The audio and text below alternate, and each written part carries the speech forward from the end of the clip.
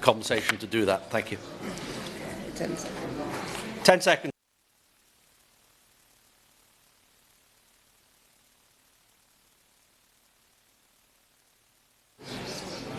Order. Order. Robbie Moore to move the motion. Thank you, and I beg to move that this House has considered e-petition 738192 and e-petition 732559 relating to the sale of fireworks. And it is a pleasure to serve under your chairmanship, Mr Pritchard, and it is a privilege to introduce these two petitions on behalf of the Petitions Committee today. Let me also say that this is not the first time that we have been here. In December 2024, I was asked by the Petitions Committee to lead a very similar debate on fireworks after more than 120,000 people signed two similar petitions previously for change.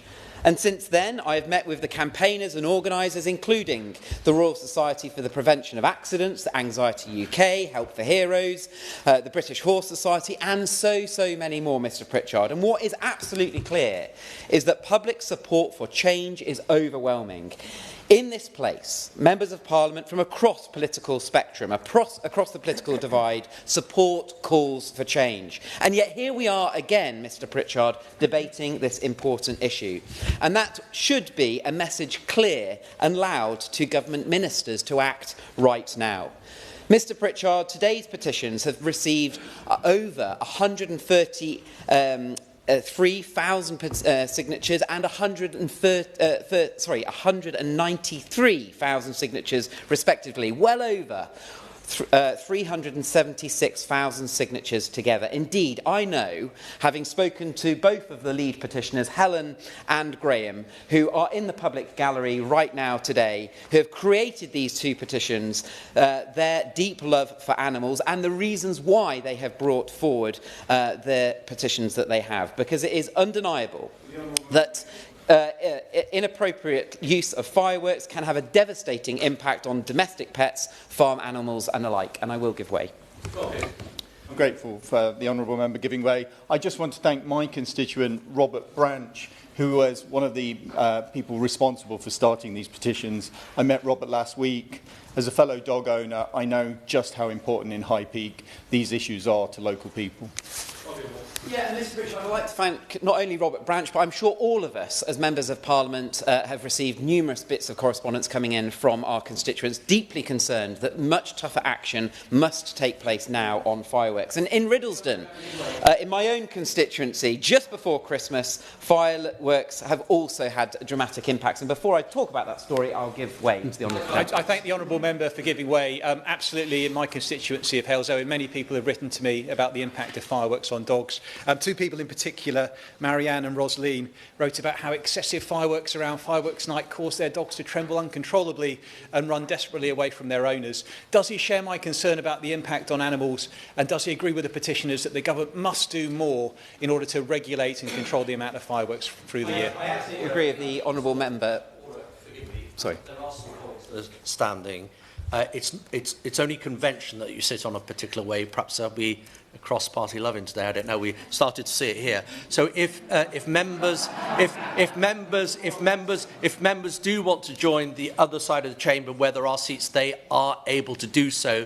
But I will recognise their individual parties, so don't panic. Robbie Moore. For a moment there, I thought there was some defections coming across to the Conservative Party, but we can live in hope. We can live in hope. Where's the reform in section? Riddlesden, in my constituency, just before Christmas, fireworks also led to the tragic death of a family's foal known as King. And I know we can't use images in this debate, Mr Pritchard, but I do have an image on my desk of King. Terrified by fireworks, it is believed King bolted in the night, and he was found by a local farmer, Hannah, the next morning impaled onto a piece of farm machinery. We had to lift the machinery off him and drag him out, but he sadly died from his injuries, Hannah said. It was just awful and something out of a horror film. So let this be a message to anyone who still says that fireworks are merely a matter of harmless fun. They are not, and I will give way. I'm very grateful to my honourable friend. He's making a very powerful statement about the impact on animals. Can I thank the petitioners in Epping Forest who have signed this, including the Red Wings horse charity that actually triggered the debate, and they have the Ada Cole stables in my constituency. As a veterinary surgeon, I have seen sadly firsthand the impact on small animals going missing and injuries, but farm animal, livestock and horses, horrific injuries. Does my honourable friend agree with me that something has to be done to keep both people and animals safe from fireworks? And my honourable friend makes an excellent point, because it is absolutely about the negative impact on animal welfare, our animals, our pets, our farmed animals, as well as the human impacts, which I'll come on to in my speech. And I think there's an intervention there which I'll take. Thank you, Honourable Member, for giving way. Just to reiterate what my honourable friend just said, as veterinary surgeons, every single vet will have stitched up horses or treated dogs and cats that have been affected by this. This isn't a niche problem. It's not unusual. It happens. Everyone dreads being on call on fireworks night because they know they will be busy. And Mr Pritchard, I absolutely agree with my honourable friend, who I know is a vet and has expertise in the amount of dealings that he has had to do in a previous life before entering this place. And I will give way, and then I'll make a little progress. I'm grateful. Can I pay tribute to my constituent, Julie McMillan, who emails me every year, the 19 years that I've either been a member of this place or a member of the Scottish Parliament, and many other people raising concerns about fireworks. But can I just urge caution in terms of what has happened in Scotland, because the Scottish Government introduced a new licensing regime which does not work, and they've had to pause the whole system. So my message to the Minister is, while we do need greater control and we also need greater consistency across the UK, please, please, please don't follow what the SNP Scottish Government have done. And my honourable friend makes an excellent point, because actually I would argue that there needs to be a approach which is taken across the whole of the United Kingdom on this issue, and therefore I would urge the government to work with those devolved administrations and devolved governments to make sure that there is a strategy that works, and we can take those lessons from north of the border. We know that the death of any animal is upsetting, particularly family pets, and growing up on a farm, I know all too well this is an impact for those farmed animals as well. It is easy to forget that many animals are for more than just being a pet, but they are sensitive, and much more sensitive to sound than what humans are. And that we know that they hear noise much louder than humans, and it can be deafening. I'll give way over there, and then I'll come to the honourable member. For bringing this debate, I've been contacted by over 100 constituents of mine who raised concerns about animals, but I've also been contacted by a constituent who's raised concerns about the impact on her mental health. So I would like to check with the honourable member if he agrees with me. Whilst a lot of people use fireworks responsibly, whilst there's concerns about impacts on animals, there are concerns about the impact on people with their mental health and well-being. Yeah, absolutely. And that's, I'm going to come on to in my speech and talk about the negative implications on veterans and those with anxiety-related issues. And I absolutely agree with the points that the honourable member has made. And I'll take an intervention with... for giving way, and it's clear that there is an issue which every one of us feels that impact, as so many people write to us. Now, on the New Year Eve, a constituent of mine, Kim, reported to me that the fireworks went on in Whalley Range until 4:30 in the morning. The noise was so loud and so persistent that even it actually set off his house alarm. So does the honourable friend agree that the use of fireworks like this and in the middle of the night are clearly an example of antisocial behaviour, and more must be done to tackle it? Again, I completely agree with the honourable member.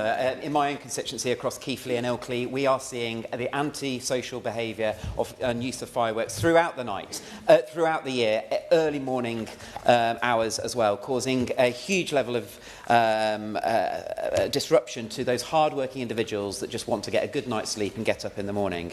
I'll just make a little bit more progress, and then I will take some more interventions. Having spoken to Helen, who was one of the lead petitioners, the UK largest horse charity, Red Wings Horse Sanctuary, that has already been mentioned by my honourable friend. I know just how urgent these calls are for change. And it's not just animals that suffer from the anti-social use of fireworks. Many veterans can suffer attacks of PTSD from when fireworks are let off, deeply damaging their mental health. For vulnerable children, for vulnerable adults, the fireworks can confuse and intimidate. And there is nothing more frustrating for a working family being kept up throughout the night because of the constant stream of fireworks. And this is something that I'm absolutely seeing in my own constituency of Keighley. I'll give way to the honourable gentleman. Appreciate you, the honourable member giving way on that particular point. Brave Derby veterans have contacted me, and particularly those who suffer from mental health or are recovering from PTSD, really concerned that this has a negative effect on their lives. I'm sure the honourable member would agree with me that those brave men and women who have put their lives on the line for our country deserve the support when they need it the most. Again, I agree with the honourable member in the points that he's making, because those that have added anxiety-related issues, fireworks are an absolute trigger point when they are let off, and the noise that they create, and then the levels of anxiety that are then heightened as a result of that, needs to be listened to by the Minister. And I hope that the Minister will respond positively in her response from the dispatch box. One more intervention, then I'll give way. Carry on. I'm very grateful for him giving way. He's been very generous with his time. I've had constituents contact me about this issue. Many of them recognise the importance of fireworks as a great British tradition on fireworks night and other nights such as this. But what they want to see is more regulation around the times of year that fireworks can be enjoyed, the time into the evening that they can be enjoyed, and also the volume of fireworks as well. So we can make sure that people are able to enjoy fireworks on great occasions, but in a responsible way that reflect that there are those with trauma, there are those with pets for whom it's not as enjoyable. Does the honourable member agree that we can get that balance right?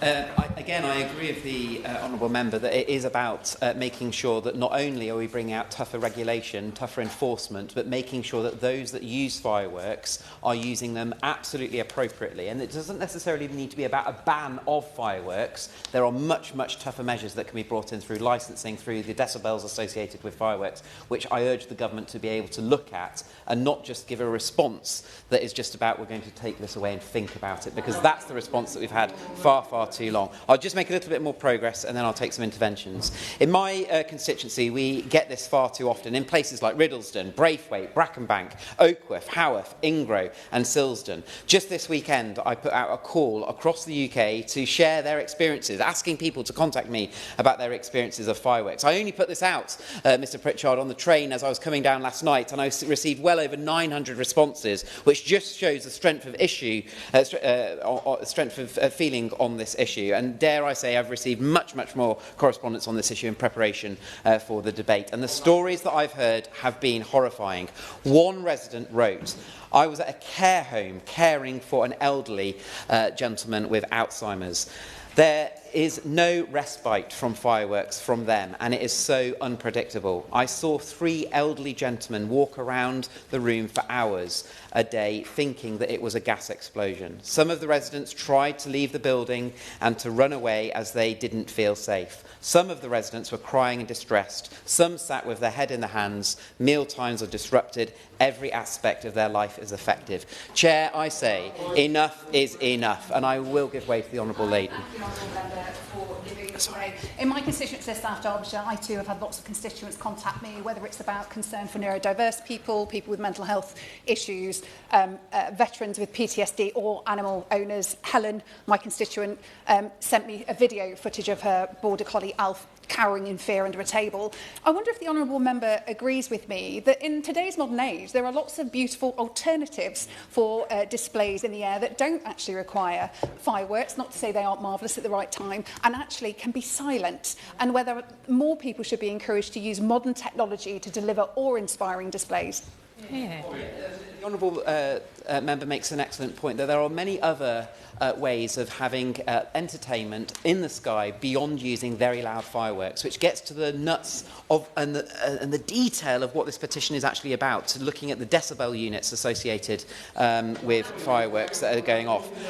I will just crack on a little bit more because I've got 2 more pages, but I want to make sure that everyone's got enough time to give their own speeches. It is in a distressing number of cases. Emergency services are also targeted, particularly in Keighley, that come under attack by those with antisocial behaviour, with fireworks being used as weapons. Yet, unlike the illegal use of knives, fireworks don't seem to get the attention and get a free pass. Chair, it is time that the time for talk is over, and we need action now.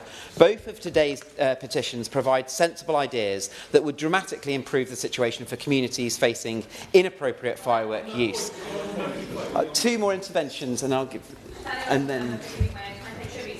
Sanctuary as well, which is headquartered in Norfolk, and indeed Norwich North was among the top 5 signatories of the petition.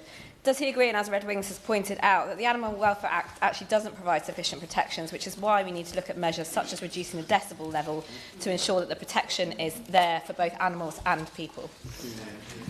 And I do think there's an opportunity, actually, following on from the Honourable Member, about the animal welfare strategy that has been announced by the government over the Christmas period, and that I feel that it doesn't go far enough in detailing some of the offering that could be put in place specifically to deal with fireworks in what the government could look to do over the rest of this Parliament in terms of addressing animal welfare. I will give way to the Honourable Gentleman that has been... I thank the Honourable Gentleman for giving way. It is quite difficult for sitting on this side of the room to listen to the member talking about what could and should be done now, when there were 14 years where a lot of this stuff could have been done and wasn't done. However, my point is this. He's talked about domestic animals, he's talked about farm animals, he's talked about veterans, and he's talked about the elderly. There's one element that is not considered and needs to be considered, and that is the impact on wild animals. And we don't really, it's often the, does he agree with me that this is a perhaps unseen impact of these very, very loud fireworks on our wildlife? Yeah, the Honourable Member makes a very good point, actually, because a lot of it is about data collection. And even from those animals that are pets or animals that are associated with the farm animals or whatever, it's very easy to collect data and give that and demonstrate where the impact is had. Less so, and almost impossible, I dare I say, with wild animals. And I know that even the data collection associated with pets and kept animals is far and few between, and therefore it's less easy to demonstrate to the government that action needs to be taken. But I do urge the Minister to take on board the impact on all animals as a result of fireworks being let off. Because the current legal limit for loudness of fireworks is 120 decibels. That's the equivalent to a rock concert or standing next to a police siren. By contrast, 90 decibels, whilst still not quiet, is equivalent to a busy restaurant or a hairdryer. This is completely reasonable suggestion to reduce noise levels to more considerate levels, but indeed 85 decibels is the threshold in which humans experience hearing damage. Reducing noise would mean private displays could continue with a reduced risk of distressing animals or inconveniencing neighbours. And on that point, I will give way to the Honourable Member. I thank the Honourable Gentleman for giving way, and in my constituency I've had over 300 people contact me about this issue, 100 just this year, and I've been there with the trauma of my dog being traumatised herself over fireworks. But there's another issue too. I believe that what the Honourable Gentleman is saying about reducing the decibel limit is a right way to go, but there's also the issue of safety, and I witnessed the house opposite mine set alight on New Year's Eve as a result of a close proximity firework, those people being made homeless for a period of time. So does he agree with me that we should also be looking at maybe restricting fireworks to public displays as opposed to in private residence? Mr. Richard, that nicely brings me on to the next petition, because another option is requiring local council approval to hold firework displays. This would, of course, allow the council to control the number and timing of firework displays, ensuring that there are more considerate for the whole community. In addition, I think it is safe to assume that no council would approve a display that was deemed unsafe, and therefore hopefully requiring a permit would reduce the number of firework-related injuries. There is, however, one further observation I would like to make in addition to the two solutions that have been proposed by the two petitions today. I will give way. Yeah. Can I thank him very much for the great speech he's making, for giving way, and the excellent way he's dealing with all the interventions. As someone who lives with a cat, and I hesitate to say own because it usually seems it's the other way around, I can see for myself and from the emails I've had from Dartford residents concerned about their pets that the disturbance caused by loud fireworks is hugely traumatising for them. Would the honourable member agree with me that not only has he already said we need to reduce the maximum noise level for consumer fireworks, but we also need to seek further restrictions on the dates when they can be purchased from both licensed and unlicensed sellers?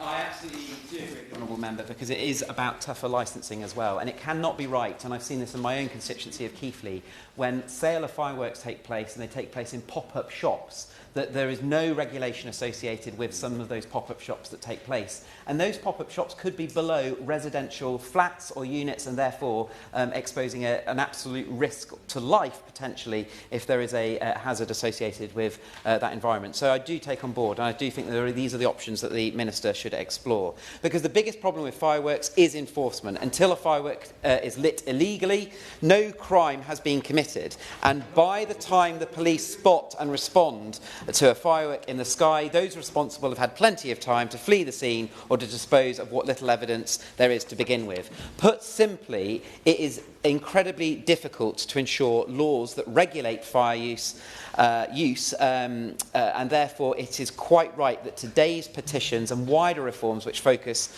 on wider supply regulations, even if permits were required by individuals as opposed to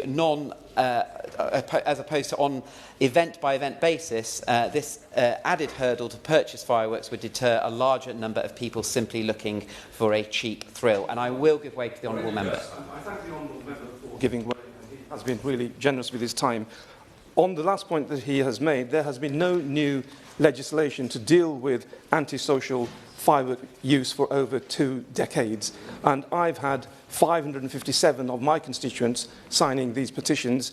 Since being elected, I've had to deal with 150 separate cases in my constituency of Wolverhampton West, where they've raised a number of issues. Fireworks going off at midnight, at 6 o'clock in the morning. Does the honourable member agree that, as a start, the least that this government can do is to do what the first petition has asked for, and that is to reduce the maximum noise levels from 120 to 90 decibels? Decreasing the volume, the sound of the fireworks, will be at least one step forward to take now. If any action appears from the government after today's debate, after having spoken on this issue for the last 6 years, then I will welcome any action that comes forward. But what I absolutely would want to see is both of the recommendations that have been put forward by these two petitions today, that's been signed by over 376,000 people, to be listened to, acted upon and enforced. Final intervention, and then we go. Given way, he's been extraordinarily generous with us all in the interventions in this debate. But on the particular point that he is making, a mother in my constituency in Leighton and Wanstead was chased down the high street by some children firing fireworks at her and her own kids. That meant that her children spent the evening cowering under a table, suffering trauma, and none of them were able to identify those perpetrators of what clearly is a crime. Now, whilst this is a police matter, would my honourable friend agree with me that these strongest restrictions are necessary to deal with such situations where it's difficult for those to identify the perpetrators of firework crime? I do agree with the honourable member. And enforcement, whilst it is challenging, those that are carrying out enforcement can be helped by tougher legislation coming in on this. We know we need to learn the lessons from north of the border up in Scotland, from the SNP government in what they've rolled out. But there have been recommendations upon recommendations put forward to the government of all colours over a period of time. And I just hope that now we will hopefully see some action by the Minister. So, Chair, I say again, Enough is enough. Public support for national change on fireworks is overwhelming. They disturb the peace of entire neighbourhoods, terrify pets and leave vulnerable people trapped in their own homes throughout the year. If we choose to continue to ignore this issue, then I fear the inevitable. There will be more unnecessary deaths, injuries, traumas for victims of fireworks in the future. In the face of such concern, there must be action, and that cannot occur until we have had the full weight of government behind us. And therefore, the government has the power to end this nightmare for all, and they should do so without delay. And on that point, can I thank members for giving me a little bit of time to take as many interventions as possible, and let's have a good debate. Thank you very much indeed. I remind members that if they do wish to speak, if they could bob, I think that is happening right now, so thank you for that. Before I put the question, just say, given the... Members can be seated, thank you. Before I put the question, given the popularity and the importance of this debate, we will put an informal limit of 4.5 minutes. Members go 4.5 or give up some of their time if they wish. So the question is that this House has considered e-petition 738192 and 732559 relating to the sale of fireworks. Lizzie Collinge. Thank you, Mr Pritchard. It's a pleasure to serve here today under your chairship, and I'd like to thank the member for Keighley and Ilkley for presenting this debate on behalf of the Petitions Committee. My constituents in Morecambe and Lunesdale were 4th on the list for signatures for these petitions, which call for controls on the levels of decibels of fireworks and controls on the sales of fireworks. Constituents like Stephen, who told me that his previous guide dog was so frightened by fireworks that Stephen was dragged across a main road in the dog's desperate attempt to get away from the noise. And Natalie, who works closely with veterans, spoke about the serious impact fireworks can have on mental health. With some people... I'll have a give way. Giving way. Hundreds of people in Epsom you'll have signed this petition and emailed in their concerns. And as an ex-service member myself, I absolutely understand how triggering loud noises can be really problematic for individuals with PTSD and mental health problems. Indeed, myself, after coming back from Optelic 4 in Iraq, I found myself prone position in Lewisham High Street after fireworks were being set off, and it felt like we were under attack. But many constituents have also emailed in saying how concerned they are about the impact on animals, in particular loud bangs. So does my honourable friend agree with me that the government must review the maximum noise limit for fireworks and give a clear timeline to do so? I thank the Honourable Lady for her intervention, and I absolutely agree that the government should be looking at limits on decibel levels of fireworks and other measures. As the Honourable Lady sets out, the impact on veterans can be very severe. And what I was struck by, Mr Pritchard, was that even for the people who are worst affected, they weren't looking to ban fireworks. They understood that this is an enjoyable activity for many people. They just wanted some common sense around how they were used. And one sensible place to start is with the limits on decibels. It's entirely possible to have a lovely display, just slightly quieter. But on the suggestion of the second petition to restrict fireworks to council-approved events only, I confess I am more conflicted. I understand the reasoning, of course I do, but I also recognise that private celebrations bring a great deal of joy. And so I'm not convinced that removing that entirely is the right way forward. But instead, what I would be more inclined to support is a proposal that I've raised here before, and that is to limit firework displays to a certain number of days a year. Aligned with key celebrations, and this has been supported by many comments from my constituents, because as we know at the moment, bonfire night feels like it stretches from mid-October all the way through to November. So during the same month that we celebrate remembrance, our veterans are being put under avoidable stress by constant, unpredictable explosions. My honourable friend, please give way. I'll happily give way. My honourable friend, for giving way. As she has mentioned, I have spent many years celebrating the fireworks in my garden, and I've had the pleasure of having firework displays with my children in the garden as well. But does my honourable friend agree that things have now gone a bit too far, in that we are seeing fireworks throughout the year? There are, of course, events, celebrations like Diwali, Bonfire Night, when you would expect fireworks to go off, and New Year's Day, but they are happening throughout the year at all times of the day. And so does she agree that it is time to limit the period during which fireworks can actually be used.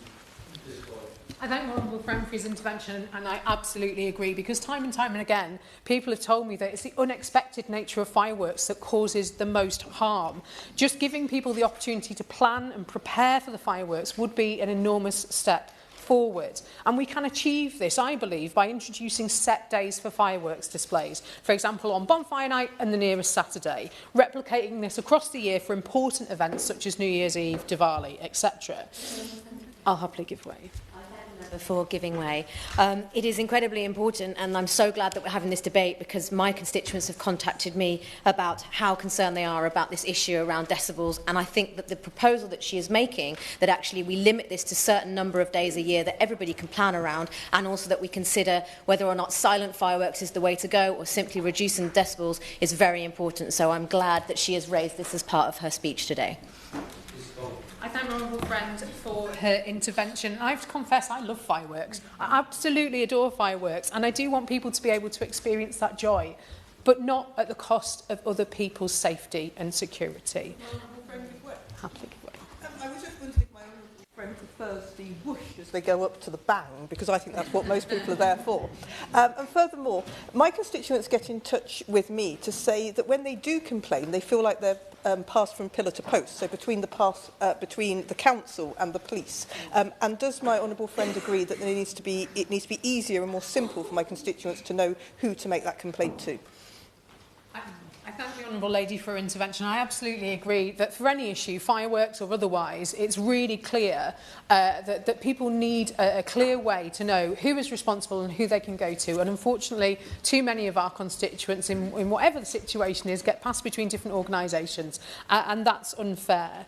So I think that just by putting some sensible regulations on noise levels and imposing a bit of predictability, it's entirely possible that we can allow people to enjoy fireworks as the spectacular displays that they are, whilst protecting people and pets from the worst effects. I'd also like to mention, of course, working animals here. I have a partly agricultural constituency, and we have a huge amount of working animals and farm animals. And I'll happily give away. Thank my honourable friend for giving way. I've had over 450 people sign that petition. I'm so thankful for the people of Doncaster, East and Isle, Axholme that have done that. In the 100 emails I've got, though, there is a lot of talk about livestock in particular. So this is not just about safety, this is about the impact of losing our animals on our farms, in our trading organisations as well. And will she agree with me that actually when the Minister considers the business, the case here, she considers the business case in terms of the impact on small, medium enterprise, as well as the safety and the welfare case too? Yeah. Thank my honourable friend for his intervention. I absolutely agree that the impacts on all groups must be considered, including on businesses. And finally, Mr Pritchard, as time moves on, I also hope more organised displays used to moving drones, which are quiet and are also absolutely spectacular. Thank you. Before I call Gaga Mahendra, can I just say that TV screen, that screen is not showing the time, but behind me and there, so colleagues, members will be conscious of others when speaking. Gaga Mahendra. Thank you, Mr Pritchard. It's a pleasure to serve under your chairmanship. I congratulate my honourable friend, Member for Keighley and Ilkley, on securing this really important debate, and I thank the many petitioners who have brought this issue before Parliament. It's nearly a year since the member for Luton North actually brought this issue up in the chamber, and it's refreshing to see the Minister at the time also here showing his continued passion for this particular topic. I wish to reflect the strength of feeling among my constituents in South West Hertfordshire that the balance between enjoyment and disruption caused by fireworks is not being struck and is in fact causing harm. In the autumn and winter of 2025 alone, and continuing to this year, over 200 of my constituents have contacted me directly to raise their concerns about the impacts of fireworks in our area. These concerns focus on the serious distress caused to pets, livestock and other animals, as well as the effect of loud and unpredictable fireworks on people with mental health issues, including PTSD and heightened sensitivity to noise. My constituents are not calling for an outright ban. Instead, there's overwhelming support for alternatives such as quiet or low-level noise fireworks, which preserve visual enjoyment while significantly reducing harm. Others have already mentioned the replacement potential of drones as well. In South West Hertfordshire, 383 constituents have signed petitions calling for the maximum noise level of fireworks to be reduced from 120 to 90 decibels. A further 293 constituents have supported limiting the sale of fireworks to councils or licensed events. My only word of warning about the licensed events is making sure that social media posts on Facebook groups do actually ensure that those displays happen. I'm conscious that over the new year and in the run-up, things like fireworks nights, there were some fake posts suggesting fireworks displays were going to happen, and a lot of people were disappointed. I think that happened in the Midlands rather than my own constituency. Given the development and increasing availability of quiet fireworks, it's right to reassess the current balance between celebration and protection, including lowering the legal noise limit from 120 decibels. I know others have mentioned about significant religious events. I'm conscious that I represent quite a multicultural community, and sometimes things like weddings or family celebrations will mean that there'll be firework celebrations outside of the normal cycle. But if we can actually mitigate the noise instead, that would mean that no one loses out on the enjoyment of marking significant milestones in their lives without scaring the animals and those vulnerable people of our communities. Of course I will. Will gentlemen give way? Like so many of us, my constituents have written to me about this, and I just wanted to talk about Jessica, who wrote to describe that the impact that fireworks had on her father reduced him to a near panic attack. She also has a friend who served multiple tours in Iraq and Afghanistan, and a dog who is reduced to panting and drooling to the point where she fears he's going to have a heart attack. At the weekend, the owner of Eden Valley Pet Food spoke to me because the impact of fireworks on one of his dogs, a gun dog, leaves him very, very traumatised. Does the honourable gentleman agree that this isn't about backing a ban or banning the bang? It's about achieving a solution that balances enjoyment with mitigating the trauma that so many people and animals experience. Thank you very much. The honourable member is 100% correct. None of us are looking to be killjoys. What we are trying to do is balance the requirements of all aspects of our community, so that those members that wish to enjoy the lights and noise associated with fireworks are not doing so to the detriment of others and the vulnerable humans as well as animals. In conclusion, the government must consider whether additional measures and encouragement, such as reducing the legal noise limit, should encourage the use of fireworks in a way that would help strike a better balance between celebration, animal welfare and community well-being.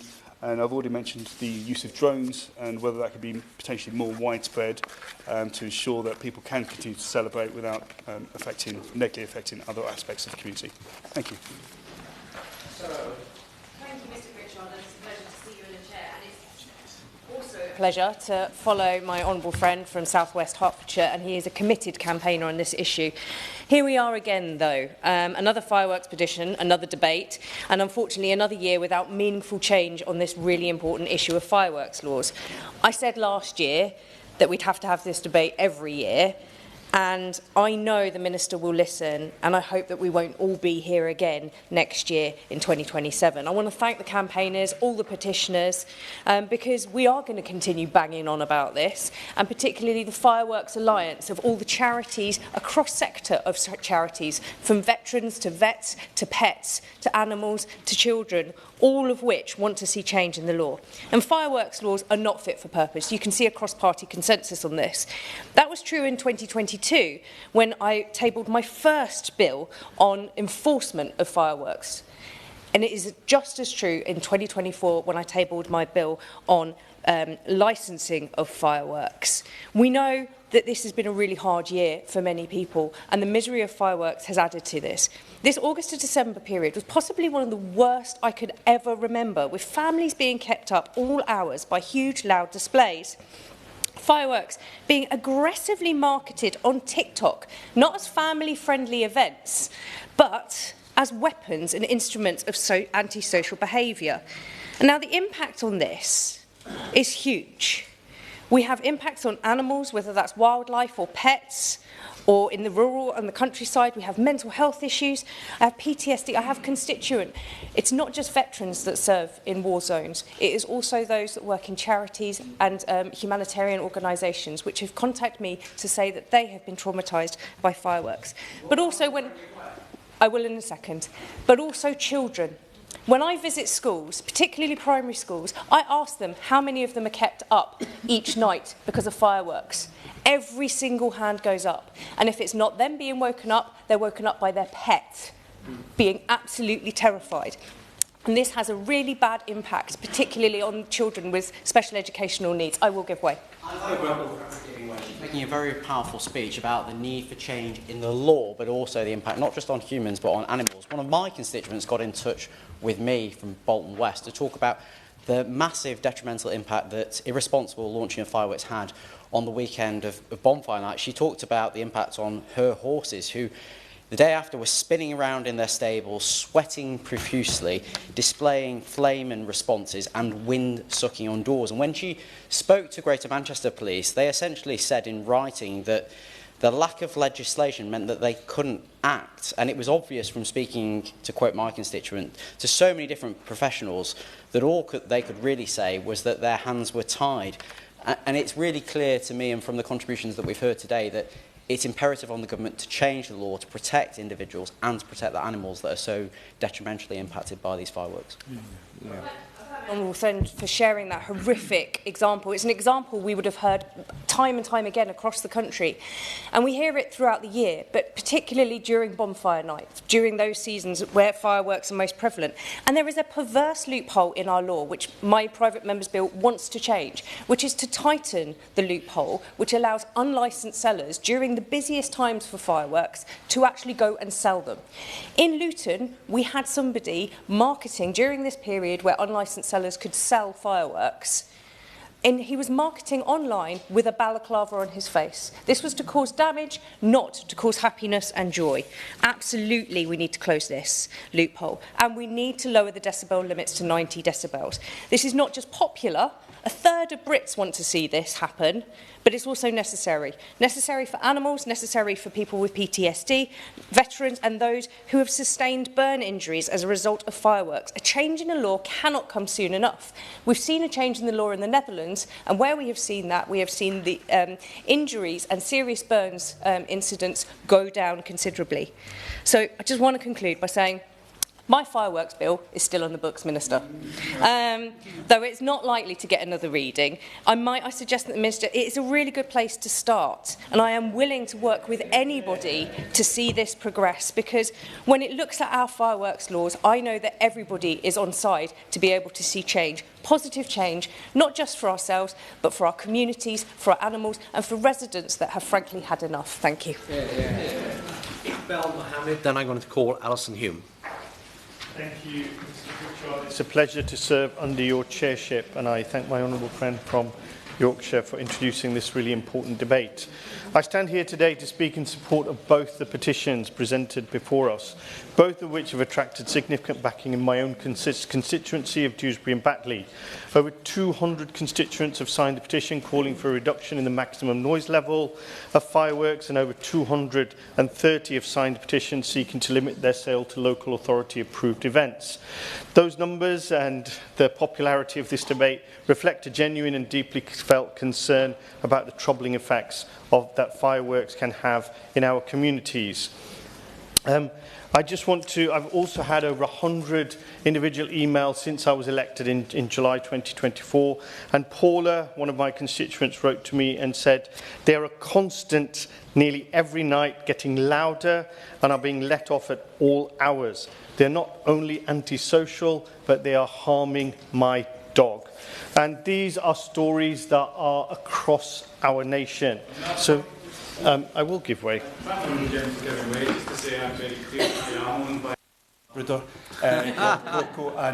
for the last 12 years, she's 12 now, it seems that it's getting worse and worse every year when it comes to your personal pets. It seems to me that's why the reduction in the decibels would be the most effective way of dealing with this, because then people could let fireworks off essentially when they want, where they want, as long as the sound was down. Does the honourable gentleman agree? His intervention, I completely agree that the biggest harm for pets, for animals and for children and veterans, as we've heard, is from the loud noises that and they are going off at any time of the day. I don't know how it is across the country, but I have people in my constituency setting off fireworks during daylight hours. What is the point of that? So they're not just a joyous moment of celebration, but now have become a source of fear, distress and disruption. The harm caused by fireworks is well evidenced and widely documented. Sudden, unpredictable explosions cause severe distress to animals, triggering panic responses and long-term behavioural trauma. Will my colleague give way? I will give way. I'd like to thank you. Thank you. I'd like to thank the honourable colleague for giving way, and he's making very good points in his speech today. My wife's guide dog, Pepsi, just like to say, Jenny actually is not bothered by fireworks. She actually seems to enjoy them. But my wife's dog, Pepsi, is actually terrified of them. And it's not only awful for the dog. What it means is that at that time of fireworks, my wife can't go out and socialise and equally do her business as a local councillor in Torbay. But I wonder if my colleague would reflect on the idea of firework-free zones, because I also have the pleasure of having Paignton Zoo in my constituency of Torbay, and the impact on zoos is massive. I thank my honourable friend for his intervention, and I completely support his call for firework-free zones. I have in my constituency both urban, industrial and rural areas, and there are places where fireworks are not appropriate. They will cause more harm in certain areas, and I completely support my honourable friend's call for firework-free zones. I will give way. Being very generous with his interventions, thank you very much, and making a passionate about fireworks. Like the honourable member, I've had many constituents get in touch with me about the havoc that's been created for months and months, not just at bonfire night but around the year by fireworks. And they're in Glasgow asking Glasgow City Council to take more action and put on public displays so that people can go and enjoy the fireworks and it's not disrupting neighbours and communities. Does he agree that that's a sensible thing to do? And will he also recognise that it's often local community councils, like in my case, Pollokshaws and Eastwood Community Council, who bring to the fore the issues that firework-related disorder is causing? I thank my honourable friend for his intervention, and I do agree that council-approved community-organised events bring people together. Whoever is going, they know what they're going to. Any pets that will be affected can be then kept away from that area for that period. The timing of these displays is also critical. So there should be a watershed, a time limit where fireworks should not be allowed beyond a certain time in the day. And I fully support his acknowledgement of the role of councils in helping communities enjoy fireworks in a responsible and less damaging way. We've also heard fireworks can be equally distressing for people, including veterans with PTSD, autistic and neurodivergent individuals, young children and the elderly. For these people, loud, unexpected noise can provoke severe anxiety. Worse still are the routinely reported cases of emergency workers being attacked with fireworks.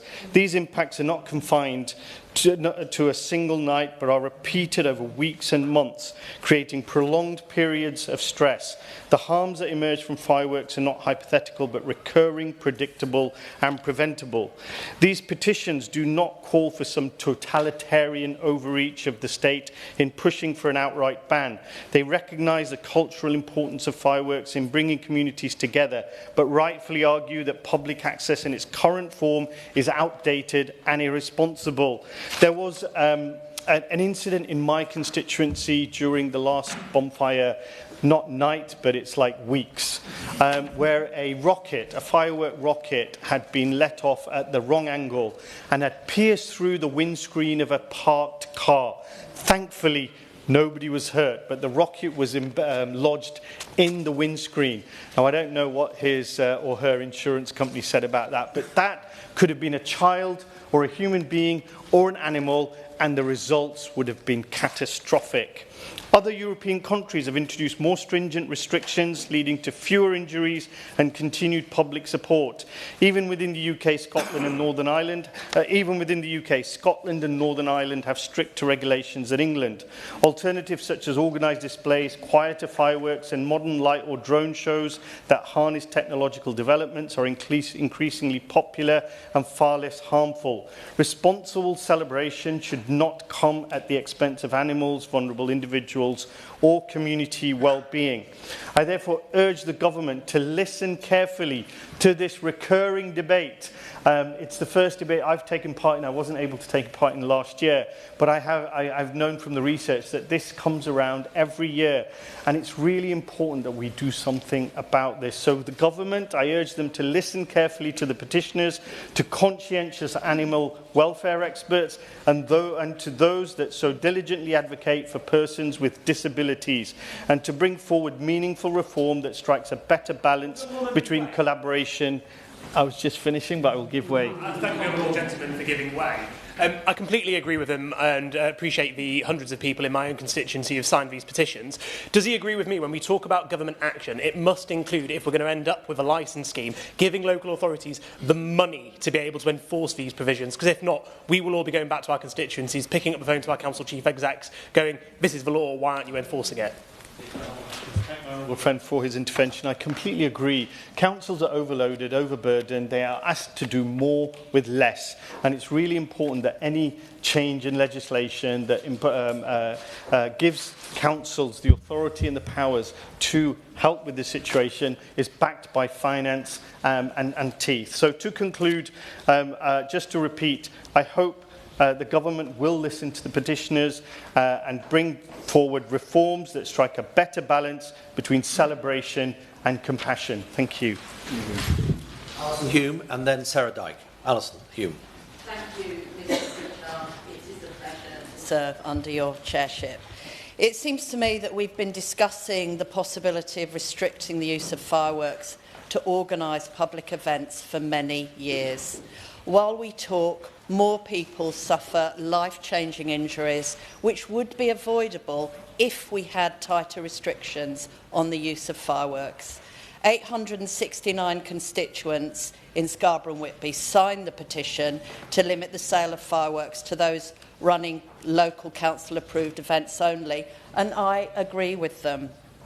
The easy availability of fireworks, which are marketed and sold in the same way as sweets or toys, belies the fact that they are in fact dangerous explosives. On the beaches in my constituency, it is the custom for the public to gather and let off fireworks on days like Bonfire Night and New Year's Eve. I'm not sure if people really understand that they could be taking their lives into their own hands if they go onto the beach. I vividly remember running for cover once with my children on Tate Hill Beach in Whitby as rockets were let off sideways. Tragically, last year, 2 young men suffered life-changing injuries when fireworks were let off on the Scarborough foreshore near the lifeboat station. And sadly, incidents like this are frighteningly common. In 2025, there was a 4-fold increase in firework-related burns to children compared to the previous year, the highest admittance rate in a decade. Most injuries are to the eyes, head or hands, resulting in loss of sight, life-changing injuries and psychological impact. Mr Pritchard, some of my constituents will disagree with my call for fireworks to be restricted to organised displays only. They will say I am spoiling their fun. I humbly disagree. The United Kingdom is out of step with other countries who have already put safety first. The Netherlands is the latest country to implement a nationwide ban on consumer fireworks, joining Germany, the Republic of Ireland, Australia and other countries who all have significant restrictions or bans on public sales. Since implementation, the number of firework-related injuries has been consistently lower. The public are telling us that fireworks are no longer essential for celebrations. A recent poll from the Social Market Foundation found that 91% of the British public would be open to partial replacement of fireworks with alternatives such as drone or light shows. I recently attended a spectacular drone display at Scarborough Castle to celebrate 400 years since the spa waters were discovered. I am certain that not a single person watching will have felt shortchanged. And alongside the safety aspects, as we've heard from other honourable members, there's also the impact that the increasingly noisy fireworks have on vulnerable people and animals. Veterans have written to me telling me that fireworks trigger their PTSD, and the impact is even worse when they're set off randomly and on no particular special occasion. And as an owner of a rescue dog and cat, I know how scared animals can be by fireworks. RSPCA research has shown that 66% of animals are negatively impacted. I will give way. I thank my honourable friend for giving way. She's making some excellent points. A constituent of mine who has a dog who is terribly frightened whenever there are fireworks going on is simply saying, can we not have some kind of a limit whereby fireworks don't go off after 11 p.m, for example? And she recalls an occasion where she had to get up at 4 o'clock in the morning to go to work, but couldn't because she was disturbed by fireworks during the night. And she makes an excellent point about public displays. As someone who has enjoyed having fireworks in the garden, I get much more joy now going to a public display, being with other people and seeing much better fireworks, in fact, than I were able to have at the home. Does she agree that the problem at the moment is that we have no control whatsoever and that some steps need to be taken now? The honourable member makes an important point, and other honourable members have made the point in the debate that we have passed the point now where we used to be watching fireworks safely in our back gardens. Fireworks are being let off all the time, every day, all day sometimes, and I too have seen the terrible effect on animals, particularly dogs, who, despite maybe being sedated or whatever the vets recommend, they are terrified out of their skins, and I thank him for his intervention. In conclusion, Chair, the time for talking is over. The evidence is clear. The current guidance and legislation needs urgently reviewing. The maximum decibel level must be reduced immediately to 90 decibels, and I call on the government to urgently review fireworks regulation in England and Wales with a view to limiting the dangerous and antisocial use of fireworks in private and public spaces. And Gillett Campbell, then Gideon Amos, Sarah Dyke. Thank you, Mr Pritchard. It's an honour to serve with you in the chair today. I'd like to thank the Petitions Committee for bringing this debate forward and to the combined 671 petitioners of Glastonbury and Somerton. Firework displays have long lit up the skies in celebration throughout the year, with illuminations capturing the imaginations of young and old alike. But whilst many enjoy the spectacle, we must also recognise the negative impact such displays can have on people as well as on animals and nature, and some in society. Mel from Street told me recently that one loud bang will bring their beloved pet, their dog in fact, into a state of severe anxiety, shaking, panting and fainting, the seizures sometimes lasting up to 24 hours or so. Mr Pritchard, in rural communities like Glastonbury and Somerton, it's not just pets that are impacted, as fireworks can have a horribly damaging impact on livestock too. Research carried out on the impact of fireworks on farm animals found that sudden, unexpected, loud or novel noises can be highly stressful, given they are more sensitive, animals are more sensitive to high-frequency noises than to humans. The welfare of farmed animals regulations state that in England and Wales, pigs must not be exposed to constant or sudden noise, while noise levels above 85 decibels must be avoided where pigs are kept. Mr Pritchard, it's also illegal to light fireworks near fields and barns where animals are housed, but yet we hear about livestock being impacted by fireworks every single year. Cows and sheep often panic and try and flee when they hear fireworks, often injuring themselves whilst doing so. Pigs, hens and chickens often instinctively huddle, which can lead to some being smothered or suffocated in the chaos. Vicky, a dairy farmer, contacted me last autumn after fireworks were set off by her neighbour, scaring her cattle. 20 of her cattle escaped, one heavily pregnant cow died, and shortly after, another needed emergency veterinary treatment and sadly had to be slaughtered a few days later because it had stopped eating, moving and ruminating. Vicky told me that her cows wear health collars and all indicated high stress levels at the time that the fireworks were set off.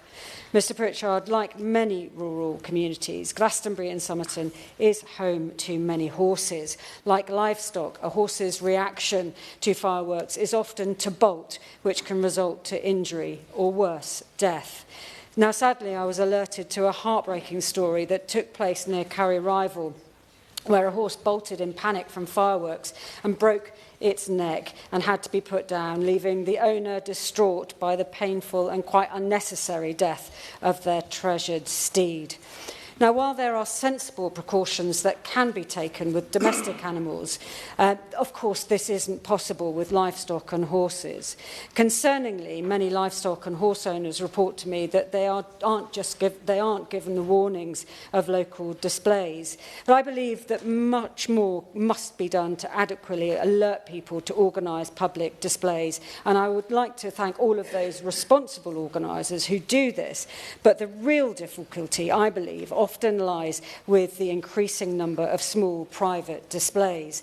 And the Liberal Democrats share concerns that the current noise limit on private displays doesn't go far enough in protecting pets, livestock and wildlife. Because it's not just animals who are impacted by fireworks. It's people living with PTSD who often struggle with when they are exposed to fireworks. 11% of households in Glastonbury and Somerton are home to at least one veteran. Linda from Martock wrote to me regarding her son who served in the army for 25 years, detailing how much untold damage fireworks do to him. And I'm very proud that we have Service Dogs UK based in the constituency who do a huge amount of work with our veterans who are suffering with PTSD. And I'll stop there, Mr. Pritchard. Thank you, Mr. Pritchard, and it is a pleasure to serve in your chairship today. And I thank the member for Keighley and Ilkley for bringing this petition for debate. It is a pleasure to speak on behalf of my constituents in Broxtowe who have contacted me on many occasions on this very issue about the impact that the widespread sale and use of fireworks has on their lives. This is clearly an issue that resonates not just in my constituency, but for people across the country. I've received correspondence from pet owners, farmers, concerned residents who are deeply concerned about the well-being of animals. I have a cat myself, and she is inconsolable by the noise that is had on bonfire night. It can cause lots of distress to pets and livestock. But it's not just limited to animals. I've had emails from veterans, people with PTSD, elderly people, and others that have sensitivity to loud noises. And they find that fireworks are just too distressing. I've had emails from people from Eastwood, Chilwell, Beeston, Bramcote, Cossall, Trowell and Alresworth across my whole constituency. And some of my constituents have also written that there have been injuries from fireworks too. I'll give you two examples. One of my constituents described an incident where a misfired rocket headed towards a child's pram. It was only through the quick thinking and actions by a bystander that the child was unharmed, though the courageous bystander suffered burns himself. Another constituent of mine described how her son had been shot at with fireworks on his way home from school. We can only imagine the distress that this caused. And I'm sure many of you around the room will have equally troubling accounts from your constituents. Stories like this show us why stronger measures are now essential. That being said, I do want to acknowledge the importance of fireworks in community celebrations, such as New Year's Eve, Bonfire Night. It brings people together across Broxtowe and the UK, so it's vital that we don't diminish these occasions. However, it is clear that regulations need to come into place. Any policy put forward on this... I'll give way. There's clearly a consensus across the chamber for that balance between people enjoying the fireworks displays and the well-being and safety of animals and people and communities. Would she agree with me that in finding that balance, we must put the priority on the matter of welfare, safety and well-being of communities, people and animals? My honourable friend for his intervention, and I absolutely agree that the priority for any changes in policy or legislation must take into account all of those who are impacted, be they animals or the behaviour of people making things dangerous for others. Any policy put forward on this issue needs to have a clear balance, appreciating those events that I spoke of earlier, while ensuring long-term reduction in the potential harm of fireworks themselves and the noise that they create. We could learn from our international counterparts like Netherlands, parts of Italy and Poland, where low-noise fireworks have been mandated in certain places and they have felt the benefits. In conclusion, I hope that this debate results in some practical, beneficial changes and that consideration will be given to the valuable contributions made here today. Gideon Amos and then Amanda Hack. Gideon Amos. Well, it's a pleasure to serve the committee with you and the chair, and thank you for giving us the innovative heads up on who's coming on the speaking list. I'd also extend my thanks to the member for Keighley and Ilkley for opening a debate and taking so many interventions. Noisy fireworks, of course, especially at times when they're not expected, outside the given days of fireworks like New Year's Eve, Diwali, Chinese New Year, cause real distress and, as we've heard, injury as well. So I'd like to add my thanks to the 269 who signed the petition on their noise and the 276 who signed the petition on organised displays, respectively, from Taunton and Wellington, for bringing this to Parliament's attention. Particularly affected, as honourable members have said, are those who suffer from PTSD, those with autism, and we need to take their concerns a lot more seriously than we have. It's possible to ready yourself if you know that fireworks are coming or explosions are going to be happening in your neighbourhood, but indiscriminate use can be really affecting. And of course, when it comes to animals, we know that many die as a result: horses, dogs and wildlife. So I agree wholeheartedly with the petitioners' concerns about the use of fireworks for all the reasons they set out, and I share those concerns. In Taunton, in French Weir Park, a private display on New Year's Eve nearly turned into a disaster this year. A big pack of spent fireworks was placed beside a group of litter and recycling bins, perhaps with the aim of being helpful, after a big display by private individuals using the park at midnight. Unfortunately, it was left still smouldering. The fireworks hadn't gone out. The set of bins encased in timber frame and boarding went up in flames 10 feet or more in the air, within a foot of overhanging branches and 2 or 3 metres from the timber-built Centre for Outdoor Activity and Community Hub.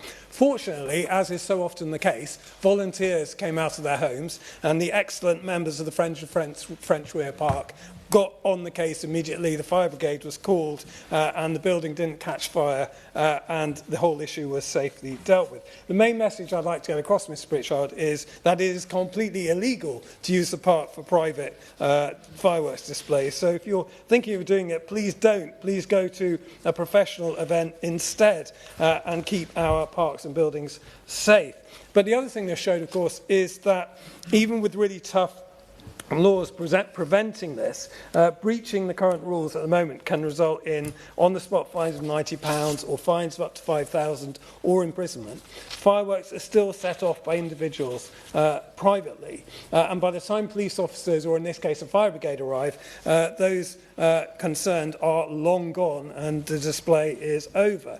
So I feel that banning private use of fireworks completely would not be the right approach, and it would curtail enjoyment for people who are acting responsibly, but would also be ineffective. But we do urgently need action, and I support, as other members have said, and as the Liberal Democrats do, reducing the noise limit from the 120 decibels down to 90 decibels at least, as it is the noise that causes some of the most harm to people and to animals. And we need to see reasonable time limits, as I think other members said opposite, on the shops that sell them, as the introducer of the debate said, also on the durations and on the dates, something I believe that other members have proposed. I'll continue to support a change in the law. It's urgently needed. I hope Parliament can work together on this so fireworks don't always have to go out with a bang, Mr Pritchard.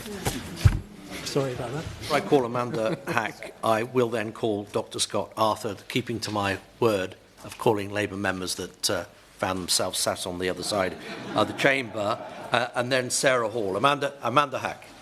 Thank you, Mr. President. It's a pleasure to serve with your chairship. And I also want to thank the member for Keighley and Ilkley for bringing forward this petition debate.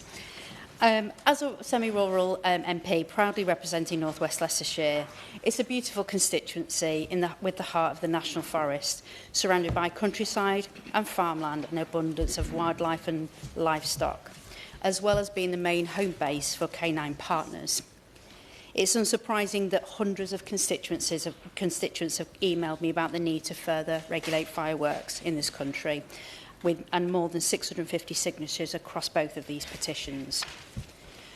I just wanted to highlight that neither of these petitions call for the banning of fireworks, a common misconception around this debate. We're here to discuss minimising the impact that they have on people, on livestock, our neighbours and our pets. And it's important it's this what we focus on. We know that most people use fireworks in a responsible, safe and an appropriate manner, and that there are laws already in place to address situations where fireworks are misused, such as limiting the sale of fireworks to licensed traders, and it's an offence to use fireworks after 11 and before 7 AM without express permission. However, as a dog owner myself, I know this doesn't go quite far enough. Just yesterday, we had some loud fireworks go off just at 5 PM next to my home, and that meant no walk for the dog, and unusually, the cats were also frightened by them. It's not only just animals that are scared by the noise, but the distress and subsequent harm it can cause. When fireworks are going off to horses and livestock, they can be at risk of injuring themselves on fencing, farm equipment, or fixtures and fittings within their housing if startled. And of course, not just impacting our animals, but veteran and vulnerable people too. For those suffering with PTSD, the loud bangs are huge triggers.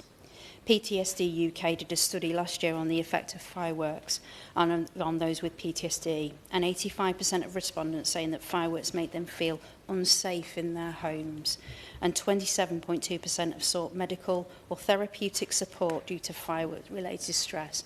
Surely this can't continue. It's not difficult to be a little bit more thoughtful and kind to our neighbours, to collectively take a step back and think about those loud noises and the impact they have on so many. People can enjoy firework displays without fear. However, we have to recognise the volume of fireworks, particularly in Leicestershire. It just seems to go on for weeks and weeks. And actually, one of the things that I've reflected on during last fireworks night is being back in London early November. I realised just how quiet it is here compared to my own constituency. That's why I supported the Honourable Member for Luton North fireworks bill.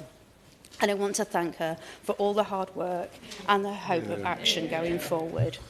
Reducing the maximum noise level for consumer fireworks from 120 to 90 decibels, as the bill calls, and for one of the petitions always suggests, just seems to be such a sensible step forward, could have real positive impacts on our communities, on our veterans, on vulnerable people, our pets, livestock and wildlife. This would also limit the impact of home firework displays. Although I agree, again, we need to look at the sale of regulations of fireworks. It's ultimately making sure that our people are safe. Firework displays can still be beautiful and fun, or arguably, if they are a little bit quieter. It's just like those being a bit more respectful for those around us. Just imagine if those people who are frightened of fireworks could actually go and enjoy them because they're that bit quieter. It means that more people can enjoy what displays can offer. Thank you.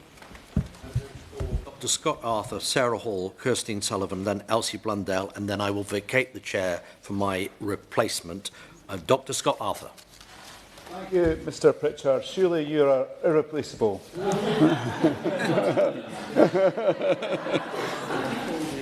But change in this domain is inevitable. I think the government can either choose to act proactively or it's going to end up reacting to events, perhaps where someone is killed. And so I think it's really important that we remember that.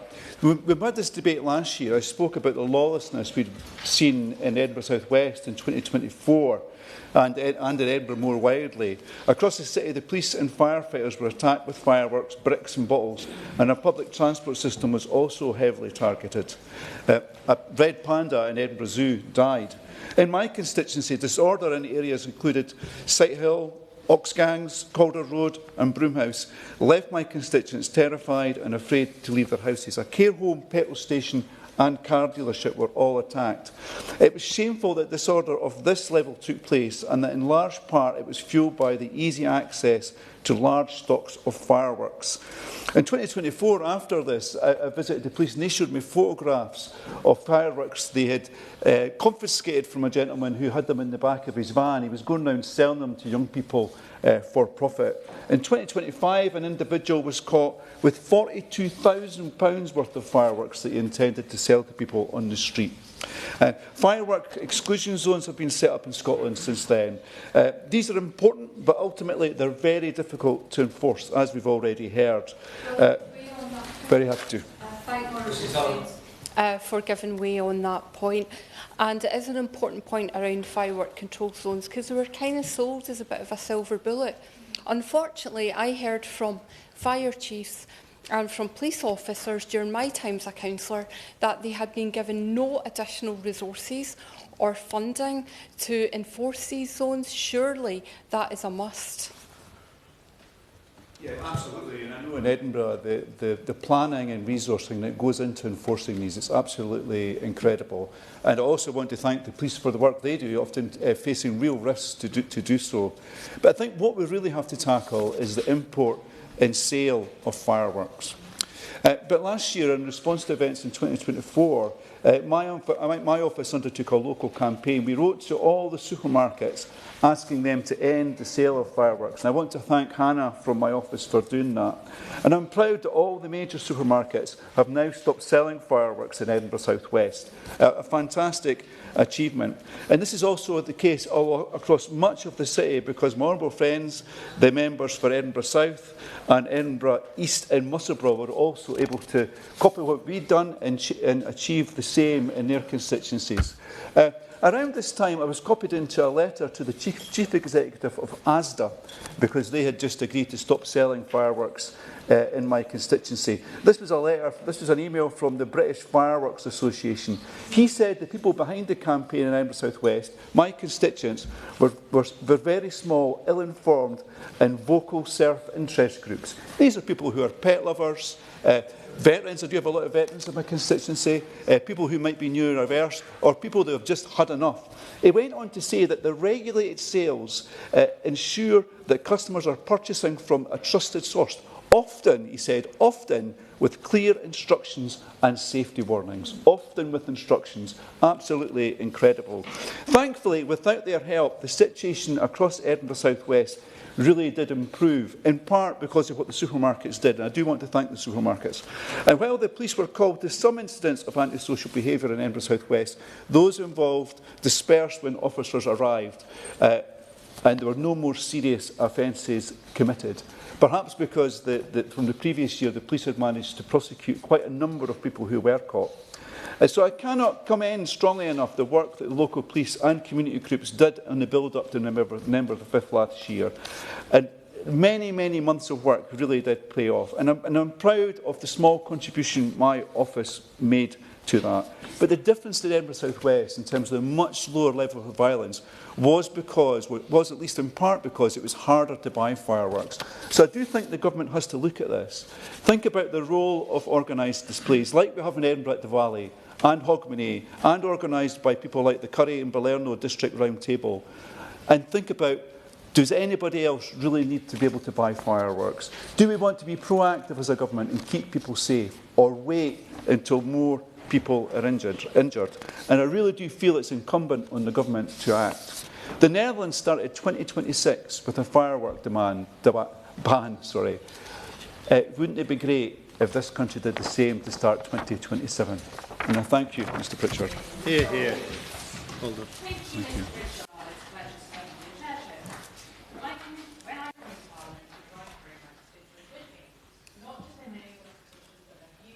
Experiences and the reality of their life on their streets. In shaping my contribution to this debate, I asked constituents to share their thoughts and experiences of fireworks as they are used today. Many people spoke about animals and their pets, dogs and cats traumatised by loud bangs, hiding for days, injuring themselves in panic or becoming permanently anxious. Others raise the wider impact on wildlife and livestock and the distress caused when explosions happen without warning. I also heard from parents about their children with autism and other disabilities for whom the noise is overwhelming and frightening, often leading to meltdowns and heightened anxiety. And many people express concerns about the impact on veterans and others living with PTSD. Fireworks are no longer confined to 1 or 2 predictable nights. Constituents describe them being set off throughout the year, late at night, often without notice. That unpredictability makes it almost impossible to prepare, to calm a distressed animal, to support a vulnerable child, or simply feel settled in your own home. Fireworks are explosives, and we already accept that they need regulation. But the clear message from my constituents is that the balance is no longer right. Not a single person who contacted me said they wanted fireworks banned outright. What they are asking for is better regulation, regulation that reflects how fireworks are actually being used today. There is strong support for quieter fireworks, including silent options, and for a shift towards organised, licensed displays with clear start and end times. These approaches don't end tradition, they make it safer, more predictable and more considerate of others. And we do have a strong tradition of celebration and commemoration in this country. From bonfire night at Felwall Parish Hall to ringing in the New Year with Big Ben and celebrating Diwali and Lunar New Year. Yes. Giving away. I love New Year's fireworks and always recall how enjoyable my local council run fireworks were. But as someone who's had fireworks thrown at me and gets reports from constituents, I understand how terrifying it can be. And I also worry about the fact that when it comes to regulation, it definitely seems like we need more, and constituents complain that when they call the police, because it's not considered as serious, they don't necessarily come, or they'll come a few days later. Does my honourable friend agree that part of the appeal of personal fireworks displays is the fact that local councils like my own have had to cut their budget in terms of fireworks, so are not able to do it, and other ones end up being ticketed so people across the area aren't necessarily able to participate? That when this is considered, it needs to be considered in the round in terms of if regulations are going to be put in place, that funding requirement to fill that gap is going to be needed, absolutely. So for too many people, fireworks don't mean celebration anymore. They mean disruption and nights without sleep. This debate isn't about banning joy. It's about listening carefully to the people we represent and asking whether our laws still reflect the reality on our streets, in our towns and in our villages. People aren't asking us to end fireworks, they're asking us to regulate them better. And I think that's a reasonable request from my constituents and from thousands of others from across the country. Kirstine Sullivan, after whom I'll be calling Elsie Blundell and Anna Dixon. Thank you, Mr. and it's a pleasure to serve under your chairship today, and may I thank the member for Keithley and Ilkley for presenting this petition on behalf of the Petitions Committee. It's clear that there is a strength of feeling about fireworks, not only in this place but up and down the country, not least with the 345 constituents of mine who have signed the petitions that we are debating today. As we've heard, fireworks can have absolutely devastating impacts on our neighbourhoods, with families afraid to go out, homes and drivers under attack, and animals in terror. For years, Blackburn, in my constituency of Bathgate and Linlithgow, was known to be a hotspot for dangerous bonfire night disorder. Emergency services came under attack, fireworks were routinely used as weapons, and residents were frightened in their own streets and in their own homes. When I first became a councillor in 2017, I learned very quickly the depth of fear, frustration and anger within that community. At one memorable public meeting, anger at perceived inaction threatened to boil over into hostility. But despite widely talked about illegal fireworks sales and numerous incidents, police and fire officers hadn't received any reports, and there was a bit of a light bulb moment then that everybody had a part to play in making Blackburn a safer place around bonfire night. So instead of allowing frustration to fester, everyone came together. Police and fire services coordinated their response with other services, including various council departments and members of the Blackburn community. and that led to the establishment of the Blackburn Bonfire Night Action Group in 2019. This group worked throughout the year to provide diversionary activities for young people and to coordinate the police and fire planning and response alongside that of other services. But crucially, proactive community engagement increased reporting of criminal activities such as illegal sales of fireworks, the creation of dangerous bonfires and incidents like fireworks thrown at drivers, pets and so on. Crime Stoppers saw a major increase in reports from worried residents in subsequent years. This worked because it was a genuine partnership shaped and driven by the people who lived in the village, the people who for years had felt terrorised by a small minority hell-bent on causing chaos and fear on the lead-up to the 5th of November. And whilst the problems haven't been completely eradicated, there has been a vast improvement on the scenes of 2017 and 2018.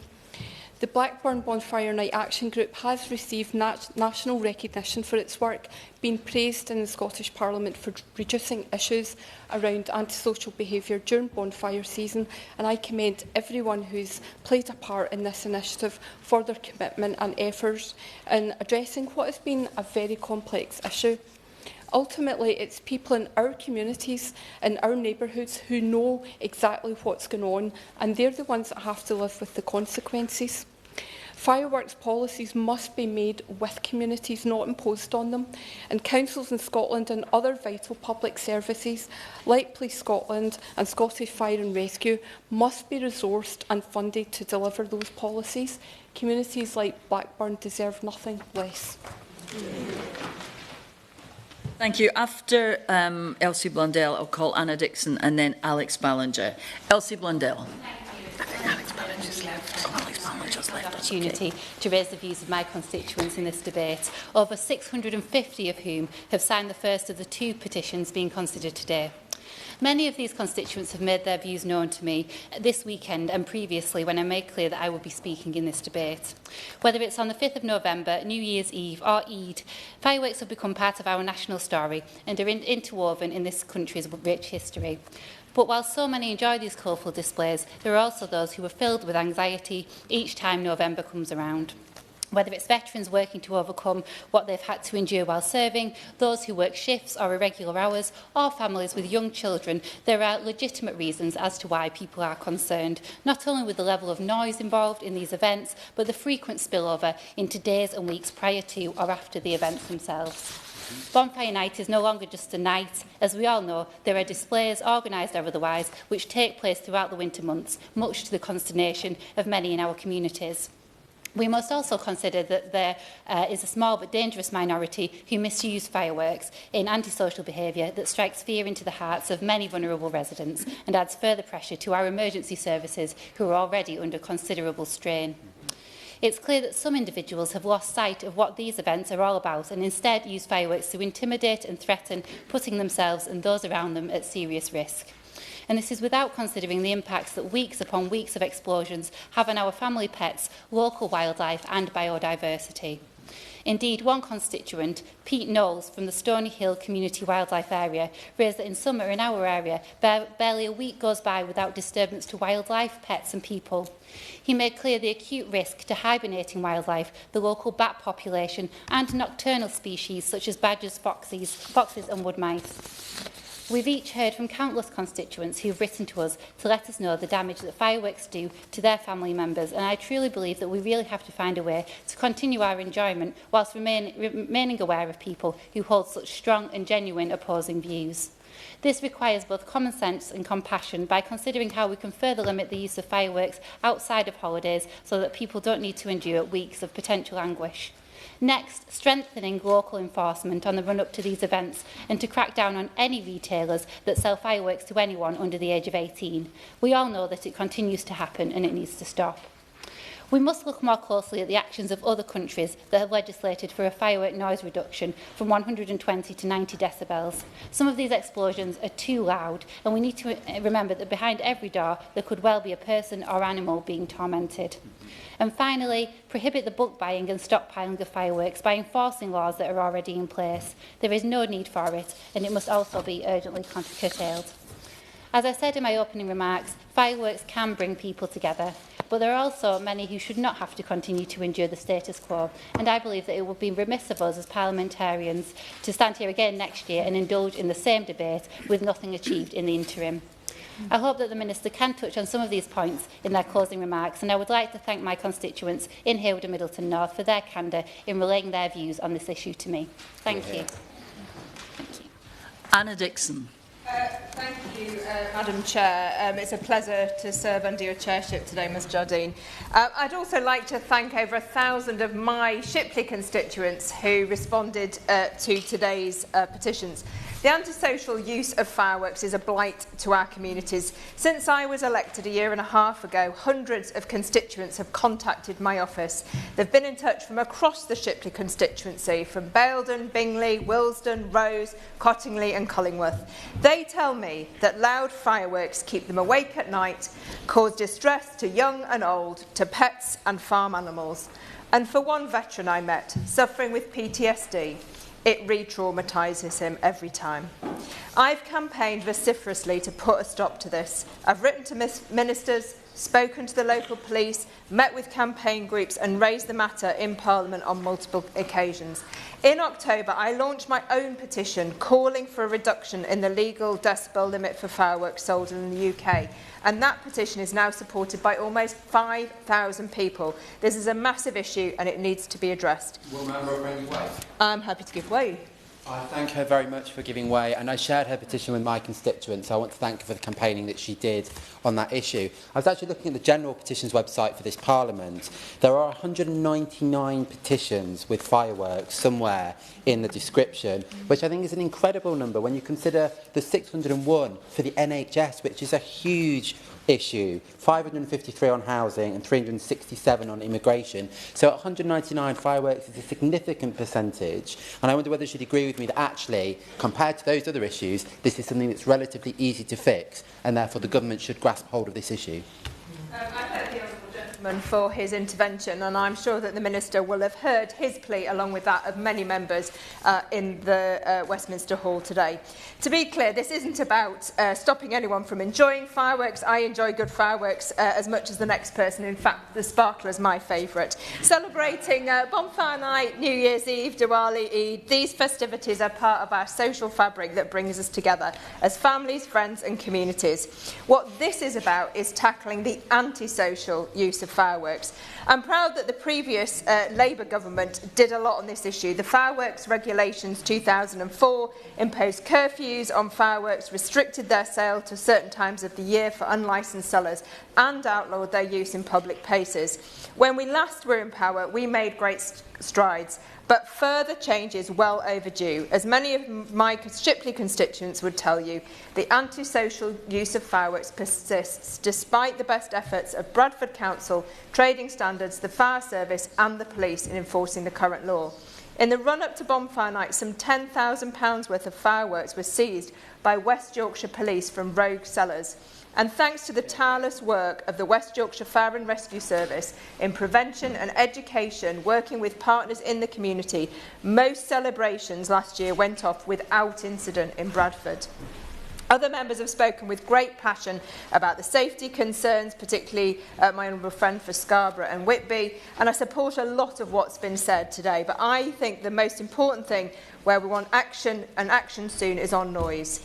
The volume of fireworks available for sale in the UK is 120, and we've heard many other members talk powerfully about the need to reduce the noise. It could be easily achieved by a simple amendment to Regulation 8 of the Fireworks Regulation 2004, which already prohibits the supply, purchase or possession of Category 3 fireworks whose noise levels exceed 120.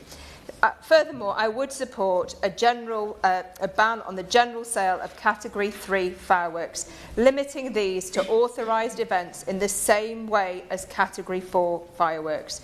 I urge the Government to make these changes, and I would urge the Minister to work closely with the member for Luton North, who I commend for all her work, to find a way to change the law to reduce the distress of fireworks to people, to veterans, to pets and to all of us, so we can all get a good night's sleep. Thank you. Thank you. Alex Ballinger is not here anymore, so I'm going to call Justin Madders and then Patricia Ferguson. Justin Madders. Thank you, Mr. Chairman. It's a pleasure to see you in the chair, and can I start by congratulating the honourable member for Keighley and Ilkley for his breakneck introduction, taking so many interventions on a massive issue.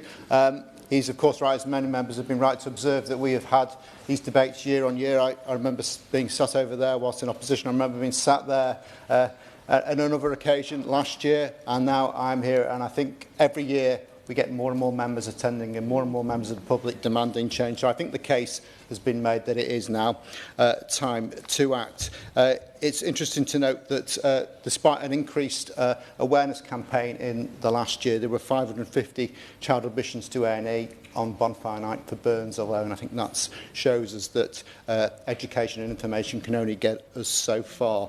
And of course, as we've heard, there are adverse impacts from using fireworks when they're used responsibly as well. People, of course, impacted by the noise, as we've heard.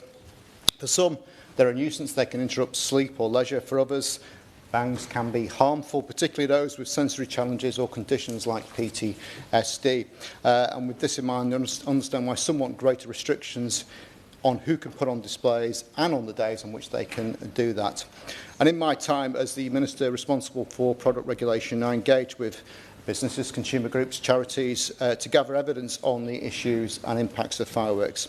I also met with a number of MPs, some of whom are here today, to hear about the impact that it was having in their communities. Of course, there was a wide range of views, as we've heard today, about what could be done. But my view when I embarked on those discussions was that, as a minimum, a relatively straightforward change that we could make would be to reduce the decibel level from 120. Nothing I've heard during those discussions and during the debate today has changed my view that actually, as a minimum, reducing the decibel levels is a straightforward step that we should be taking. Of course, the precise level should be determined by consultation, but I think we've heard strong cases as to what that level should be this evening. That would reduce the noise, it would reduce the impact on people and animals, and it wouldn't actually harm manufacturers or impact on the quality of displays. It really is a straightforward thing that we could do. Of course, there have been plenty of other suggestions. One of the petitions under consideration calls for a limit on the sales to local authority approved events only. Other suggestions have included limiting locations, the days and times in which fireworks can be released. But I think one of the things that's clear to me is that those kind of measures don't work unless we get enforcement properly resourced. I think the experience in Scotland was also instructive that actually you can tighten the rules, but it doesn't actually necessarily deliver change. The reality is trading standards is overstretched and underfunded, meaning that any form of close monitoring of fireworks sales will be very difficult. I don't think that there is a consensus as to how best we move forward on that, and there is also a concern that this would simply move sales into the black market. That's why I think, as New Zealand have done, a reduction in decibel levels is something I think we can do as a straightforward, simple step. But I'll be candid, Ms Jardine, I think there is a view held by some in government that taking action on this is seen as the nanny state. I think that's a view that is wrong, and when I hear today that we're looking to consult on banning social media for under-16s, I don't think the nanny state argument can possibly be consistently held any further. So I will continue to advocate for a reduction in decibel levels. Sadly, I wasn't able to do that when I was in office, but I am convinced that taking this step would affect those most impacted by noise, those with certain mental health conditions, those who are neurodiverse, and of course those who care about the welfare of animals. And this could be done without taking anything away from the people who enjoy fireworks. So I wish the Minister well in trying to navigate the competing views and administrative blockages that she will face, but I hope that she will come to the same conclusion that I did, that the easiest and best way to address this is through a reduction in decibel levels. And as we've seen from the consensus around the table today, with reference to my honourable friend, the member for Luton North's private member's bill. This is going to happen through Parliament, whether it's through government action or whether it's through backbench action. So I would urge the Minister to act now. After Patricia Ferguson, I'll call Jonathan Brash. Patricia Ferguson. Thank you, Captain, and it's always a pleasure to serve under your chairmanship. And I'd like to thank the Honourable Member for Keighley and Ilkley for the way in which he laid out the debate this afternoon, and also the petitioners for taking the time to give us their views too. As we've heard already, fireworks can be a real source of entertainment and play a very important role in cultural celebrations. But sadly for many people and for many animals, they are instead a source of anxiety, distress and danger. Product safety and the sale of fireworks are a consumer safety issue and so reserved to Westminster. And current regulations prohibit the sale of fireworks to the public except during certain periods of the year, as we've heard, surrounding perhaps Chinese New Year, Diwali, Bonfire Night and New Year. But this easing of restrictions, while intended to allow the marking of significant cultural celebrations, creates extended periods of time where private backyard or back garden displays can occur sporadically with no prior warning. And the extended easing of restrictions over Bonfire Night has been highlighted by veterans' charities as a particular point of concern. The bright flashes of light, loud bangs and the smell of lingering smoke in the air can trigger PTSD in veterans. Moreover, this period of sale coincides with the period during which we remember those who have fallen in war and compound the distress already associated with this time. But the unpredictability of these backyard displays also places an unnecessary burden on vulnerable groups in our society and on pet owners, preventing them from planning ahead and putting precautions and coping strategies in place to limit the distress. In Scotland, the use of fireworks, that is, when and where they can be discharged, is a devolved issue. And as we've heard, some measures have been introduced to further restrict their use. In response to the antisocial behaviour associated with fireworks, the Scottish Government's Fireworks and Pyrotechnic Articles Act of 2022 provides local authorities with the power to designate firework control zones. In Glasgow, 3 firework zones were implemented last year between the 1st and 10th of November, although frustratingly the bid for a zone in Drumchapel in my Glasgow West constituency was rejected by Glasgow City Council. Residents living within the zones have reported a calmer environment, a quieter evening and a better experience. However, Glasgow as a whole still recorded the highest proportion of firework-related calls to the police compared to the rest of Scotland. In fact, double the number reported in the second highest, which was Edinburgh. But moreover, sound doesn't observe boundaries and doesn't understand the limitations of zones. So residents living within control zones noted that firework-related noise continued to be an issue. So there is a question about how you police such areas. In order to effectively tackle noise and antisocial behaviour issues, the implementation of a city-wide control zone would have made more sense, in my view. But the current legislation doesn't allow that, which seems to me to be a real problem. The Scottish Government's 2022 Act also legislated for the establishment and implementation of a new licensing scheme, which would require members of the public to obtain a licence before being allowed to purchase, possess or use fireworks. However, at the end of last year, the First Minister announced that the implementation of this scheme would be paused due to the complexity, which I understand, and also the cost of introducing it. On that point, would my honourable friend give way? Certainly. I'm very much obliged to my honourable friend. Thank you, Chair. In my West Dunbartonshire constituency on the 5th of November last year, we experienced not only horrific effects on animals, but also unacceptable criminal conduct. We experienced large-scale chaos. Police riot vans were deployed after a 40-strong mob pelted explosives at people, local businesses and cars, and emergency services were attacked at several locations. Bonfire night is just an excuse now, frankly, for antisocial behaviour, as are the weeks before and the weeks after. So does my honourable friend agree that the SNP Scottish Government needs to get a grip? Their failure to deliver the promised legislative protections has left communities such as Western Bartonshire exposed. Intervention, and I was going to go on to say that one of the other reasons, as well as the complexity, which, as I say, I understand, of introducing licensing in the way that the Scottish Government wanted to do it, was also the cost, which seemed to me particularly ironic, given that they've had, for the second year running, a record devolution settlement. But I do understand the point the honourable member makes, and his constituency and mine are neighbours to one another. And in previous years, fortunately not for some time, we had instances in my constituency of thugs, frankly, because that's what they were, using scaffolding poles to fire fireworks at the police, who ended up having to bring in the riot squad to deal with it. So that kind of behaviour cannot be allowed, and any action that is taken must understand that not everyone is a good actor in this regard. But frankly, apart from anything else, I don't actually think the Scottish Government's licensing scheme would work. What we need are measures that are easily understood and easily enforceable.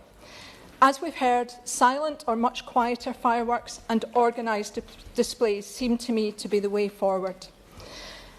Otherwise, if we don't listen to what people are telling us, we will continue to perpetuate an environment which detrimentally impacts and affects animal welfare and the welfare of vulnerable groups in our society.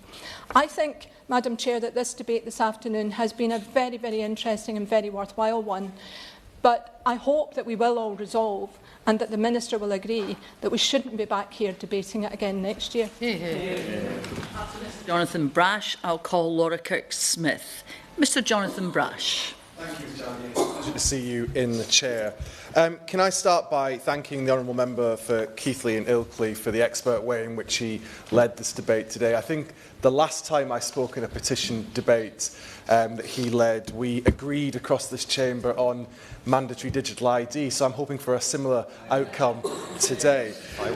Can I also thank the petitioners Helen and Graham, as well as everybody else in the audience here today, and for the people across the country who have signed these two petitions. In my constituency alone of Hartlepool, 361 people signed a petition calling for fireworks sales to be limited to council-approved events. 227 signed a petition calling for lower noise levels. And I've also received 114 emails from Hartlepool residents, all calling for tighter controls or an outright ban on personal use. This tells us something very clear. It is not a niche concern. It is widespread and persistent across the country, including in Hartlepool. And I want to be clear from the outset, I support public firework displays. When they are organised, when they are well managed, they bring communities together.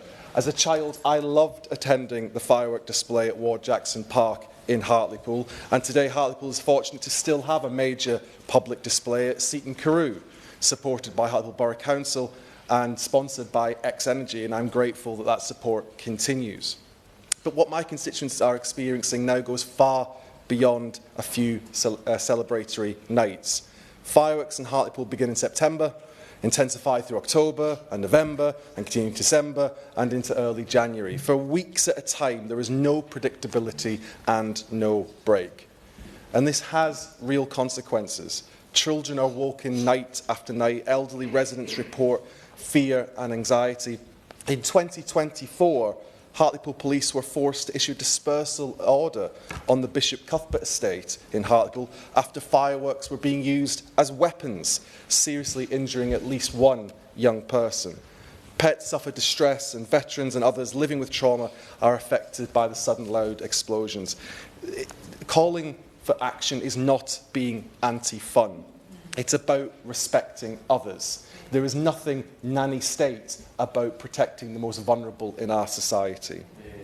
So limiting sales to council-approved events would bring order and safety to communities like Hartlepool. Reducing the maximum noise level to 90 decibels is a simple, common-sense approach.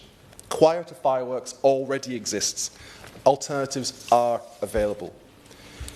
People in Hartlepool are not asking for celebrations to end.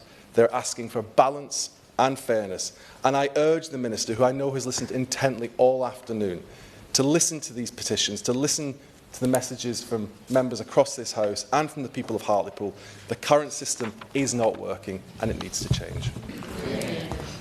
After Laura Kirk-Smith, I'll call Kat Eccles. Laura Kirk-Smith. Thank you, Ms Jardine. It's a pleasure to serve under your chairship and to contribute to this important debate. And I enjoyed my close-up view of the member for Keighley and Ilkley introducing it, but I have to say I'm glad to be back on the right side of the chamber now. I want to start by noting that over 740 constituents across Aylesbury and the villages have signed petitions raising these concerns, and I'm really grateful to them for doing so. It clearly shows how important this issue is to people, but also to their pets and their farm animals and to other livestock, as we've been discussing. I also want to pay tribute to charities such as the RSPCA and the Dogs Trust, who I know have worked tirelessly to highlight the impact that fireworks can have. Their research shows that 45% of surveyed dog owners reported that their dog was negatively affected by fireworks. And during the bonfire night and Diwali period, PetLog, the UK's lost and found microchip database, recorded an 81% surge in missing dog reports compared to the prior 2 weeks. It shows the devastating impact that fireworks can have on animals and on, of course, the households that own them. At the same time, I want to acknowledge that for many families across the country, fireworks, and for myself, fireworks are a source of joy and celebration, marking New Year, Diwali, Bonfire Night, Chinese New Year, and many other special occasions. And I would in no way want to discourage these important moments where our communities come together and celebrate. We don't have enough of those moments, and I think I recognise as well that the majority of people in Aylesbury and across the country want to celebrate, to enjoy those moments responsibly, and I'm glad they do so. So it seems to me that the question is, how do we strike the right balance between safety and welfare on the one hand and celebration on the other? I know the government has started doing some good work to build on. I think restricting the sale of fireworks to licensed traders and for certain occasions alongside the public safety campaigns that we've seen is a really good start, and I welcome the ongoing engagement from the government that I know is happening with consumer groups and businesses and charities to keep gathering the evidence that we need on this. But I also think for many of my constituents, and we've heard many examples here today, the evidence already feels very clear, and what they want to see is more action. And I'll quote just one constituent, Patricia Walker, who wrote to me describing the distress that her household experienced on New Year's Eve. She said, fireworks from 4 p.m. till 3 a.m, some sounding like missiles, nobody using fireworks wisely here. My dog shook for hours and was sick. I was up all night, not responsible or appropriate, she said. So can I ask the Minister to look at 3 points that have been raised with me in particular? The first is, as we've heard from others, I think the strong case for reviewing the maximum permitted noise level for consumer fireworks. As we know, at present this stands at 120 decibels, but I think that is far louder than is necessary to enjoy the visual celebration. Campaigners and petitioners have called for a reduction to 90 decibels. And I know that low noise fireworks are already widely available, and I think this wouldn't stop celebrations, but it would significantly reduce the harm to animals and the distress to people. And of course, we need to make sure it's enforceable online as well as in shops. Secondly, I'd like to ask that we look again at how the existing limits on times and days are enforced and whether further clarity might be needed. Many of the most distressing experiences arise from not just one evening, but from fireworks being set off repeatedly over several days or late into the night. And I think clearer enforcement and better public awareness around permitted use would help ensure that that more responsible behaviour becomes the norm. And thirdly, I think there is more we can do to improve predictability and consideration for others, particularly people who live near farms and near stables and near animal sanctuaries. Stronger guidance or encouragement around advance notification of firework use would allow animal owners and vulnerable residents to take some simple steps to prevent harm to them. This is already happening in some areas, I think, but it could be promoted much more widely, including in Aylesbury and the villages, and I think that would go a long way to help as well. So I'm grateful to the Minister for her consideration. I know she's been listening carefully through this long debate, and I look forward to hearing her responses. Yeah. After Kat Eccles, I'll call Paul Wall. Kat Eccles. the member for Keighley and Ilkley for securing this important debate and speaking so passionately on the issue. So, every year, in the weeks leading up to Bonfire Night on the 5th of November, people suffer life-changing injuries, and animals and people suffer stress and fear, which continues throughout the winter. Guy Fawkes Night celebrates a failed terrorist attack on this very building we're sitting in today, and had it succeeded, the Palace of Westminster would have been destroyed and hundreds of lives lost. Is this really a tradition that we should be continuing to celebrate in the 21st century? Over 600 of my constituents in Stourbridge have signed the 2 petitions to reduce firework noise and limit the sales, and I wholeheartedly support these measures. But actually, I would go further, just as they have recently done in the Netherlands. And as of the 1st of January this year, the sale and detonation of fireworks is illegal in the Netherlands. This was due to the large amount of deaths and serious injuries due to fireworks in the country, with one physician speaking of treating a patient in Amsterdam who was clutching their own eyeball after a fireworks injury. And the government in the Netherlands rightly decided this could not continue, and Germany, the Republic of Ireland and many Spanish cities have also implemented heavy restrictions on the sale and use of fireworks, and I believe it's time that Britain caught up.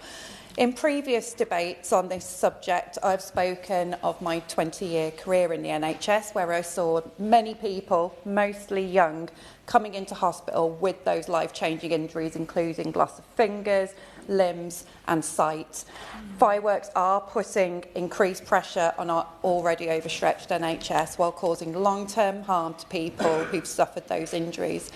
And the impact on pets and livestock is both horrendous and heartbreaking. Animals have much more acute hearing than people, very sensitive to high-pitched and sudden loud noises. And according to the British Veterinary Association and other surveys, over 60% of dog and cat owners say their pets are negatively impacted by fireworks. And as a cat owner, I can definitely relate to this. And when I've spoken to local charities and pet rescues like Stourbridge RSPCA, Stour Valley Cat Rescue or Cats Matter, they tell me of heartbreaking cases of pets suffering from firework noise. Now, since 2021, at least 26 horses have died, hundreds more have been injured in the UK as a result of fireworks-related incidents, and there are many cases of cows, chicken, deer and other animals facing awful injuries due to fireworks. But sadly, the Animal Welfare Act has failed to provide sufficient protection against these appalling acts of animal cruelty. It's often difficult to compile sufficient evidence that the use of fireworks is causing significant suffering, and it's also difficult to prove who set off a firework in a busy urban neighbourhood or if there is a crowd involved. These petitions highlight the growing support for stronger restrictions on the sale and use of fireworks. And further to that, a recent YouGov poll found that 91% of those surveyed are open to replacing fireworks with drones or light shows. We can't keep pretending that fireworks are just harmless fun. Our constituents have spoken and the evidence is overwhelming and the suffering is undeniable. Other nations have acted with courage and compassion, and Britain should not be the outlier that shrugs its shoulders while people are maimed and animals are terrified, just for the sake of a few minutes of noise and light. So let's build a future where celebration does not come at the cost of people's well-being or animal welfare. Let's ban this public sale and detonation of fireworks and save them for public organised displays. Thank you. After Paul Waugh, I'll call Ruth Jones. Thank you. Thank you, Ms. Jelly. It's a pleasure to serve under your chairman. And I want to thank the member for keeping it for speaking this debate. Rochdale has the second highest number of signatures in the country signing the petition to limit the sale of fireworks to approved events only. And that's 813 people in Rochdale.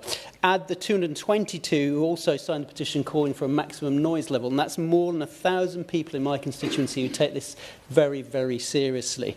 Fireworks, as many have said, are meant to be a cause of celebration, but for far too many, and many animals and pet owners and humans, they are a cause of distress and terror.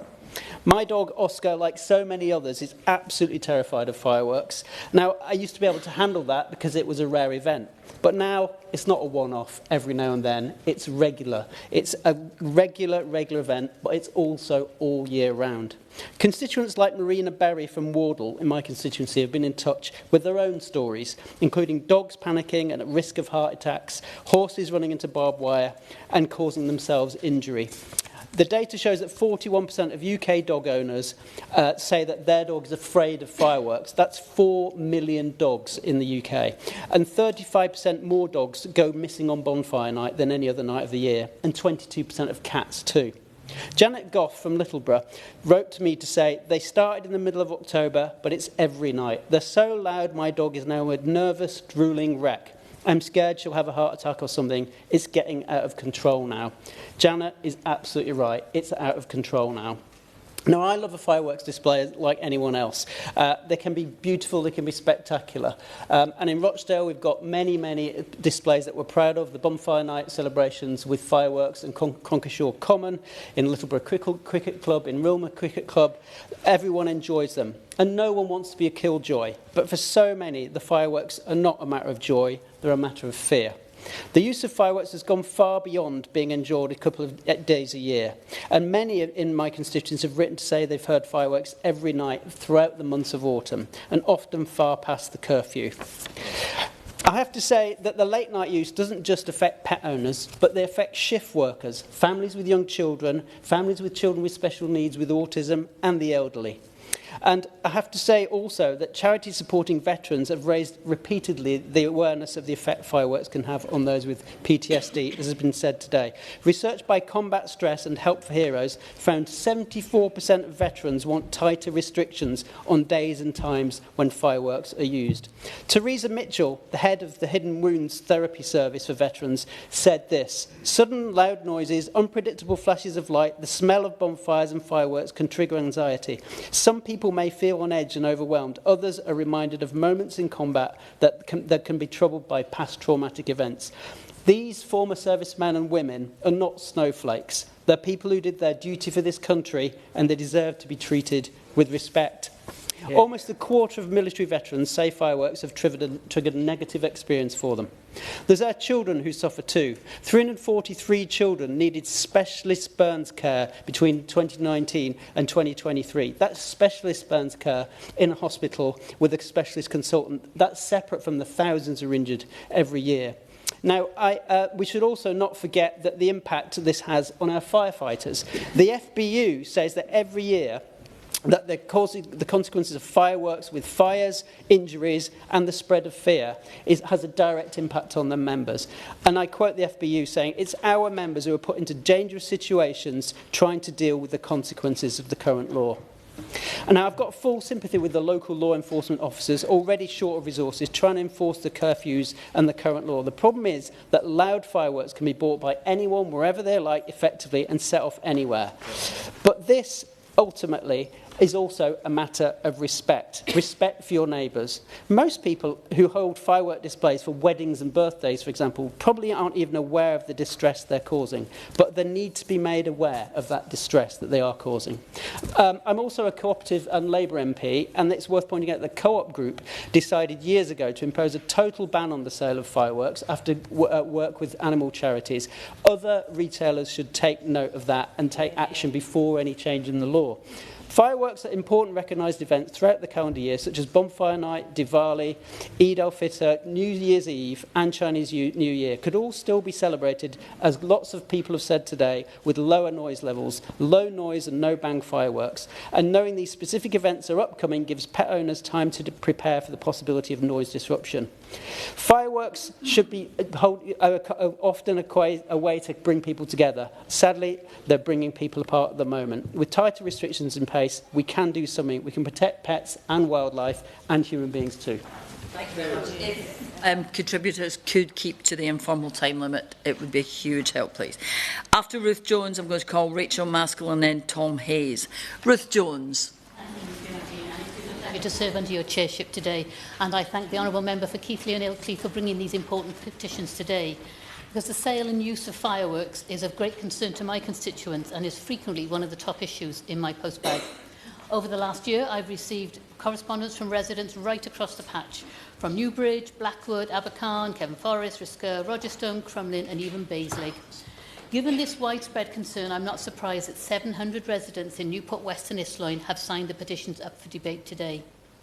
These petitions have clear asks, reducing the maximum noise of consumer fireworks and limiting the sale of fireworks to licensed events.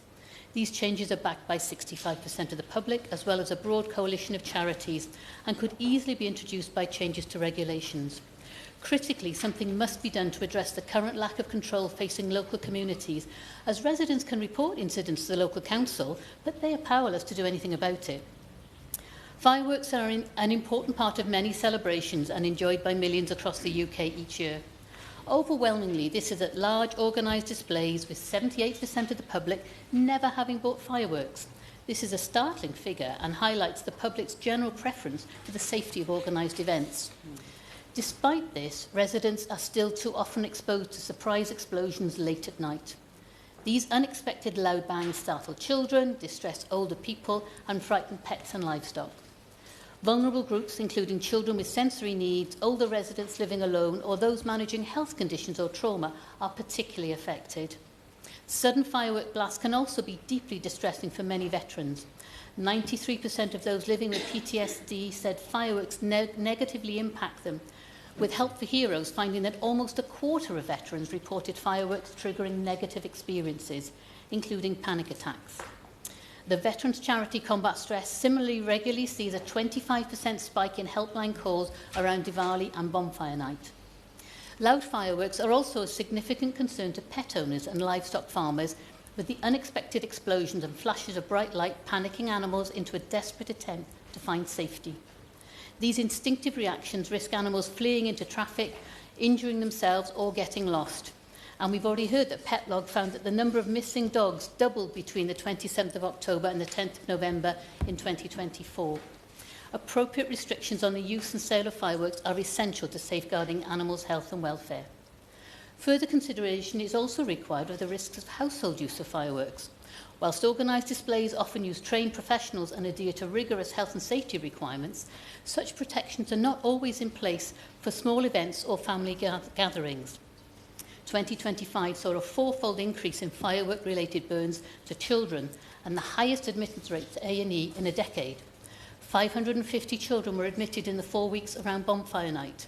These are stark statistics which cannot be ignored. And Ms Jardine, I need to declare an interest here. As a previous physiotherapist working in a burns and plastic unit, I saw firsthand the difficulties, the disfigurement that these injuries cause. Long term, these children have to face a lifetime of impairment afterwards. I therefore call on the Minister to heed these clear concerns and overwhelming evidence supporting a change in approach. Ministers must update the 2004 firework regulations. And I look forward to the Minister outlining a clear timetable for the changes so desperately needed in her closing remarks. We can't be here again after November the 5th this year. Let's get it done now. Thank you. Rachel Maskell. Thank you, Mr. It's a pleasure to see you in the chair. And I want to thank the 636 constituents of mine who signed the petitions we are debating this afternoon from York Central, and of course Guy Fawkes, hailed from my constituency. Indeed, in 1605, he came to this place to set this building alight and to use that antisocial behaviour, which is what we're talking about today, the harms, not the goods, that come from fireworks. There are two key areas that we are really talking about. The first, impact, and the second, safety. Now, the whiz, the crackles, and especially the bangs do have an impact on animals, people who are neurodiverse, with mental health challenges and with trauma. And I think we've heard so well made in today's debate the consequences of that. And therefore, putting in those restrictions to safeguard people's and animals' well-being is, of course, a logical step. On set dates, I would welcome that. And, of course, reducing the decibel volume of fireworks from 120 decibels to 90 decibels. And, of course, ensuring that only, and I would argue only, licensed public events should be putting on these displays to safeguard all of our communities. Having personally experienced a firework being lobbed at me when I was cycling home from this place one night, I certainly would argue that we need to ensure that they are just placed in the hands of people holding a licence. However, I want to turn to another event. New Year saw the tragedy at the Constellation Bar in the ski resort of Crans, Montana in Switzerland. 40 young people lost their lives, 100 were hospitalised, and it's a tragedy that demands a response from this place too. Over the weekend, I read the research from Professor Ed Gallia, who identified 38 similar fires, claiming about 1,200 lives since the year 2015 of these events involving some form of pyrotechnics and 13 involving the acoustic foam, which we saw in this case in Switzerland. It places new questions on the regulations in this place of using fireworks indoors. And of course, when we see a sparkler on a birthday cake, flambeing food, or indeed special effects at theatres, we see these as perfectly innocent occurrences. But the events of New Year's Day must cause us all to question whether or not our regulations are fit for purpose for the future. And while pressing on outdoor fireworks today in this debate, I think it's also important that we press on the use of indoor fireworks. Clearly, it just takes a spark to ignite a building and cause such tragedy. And therefore, with the Minister's considerations, I would also ask that she would look at the use of fireworks indoors.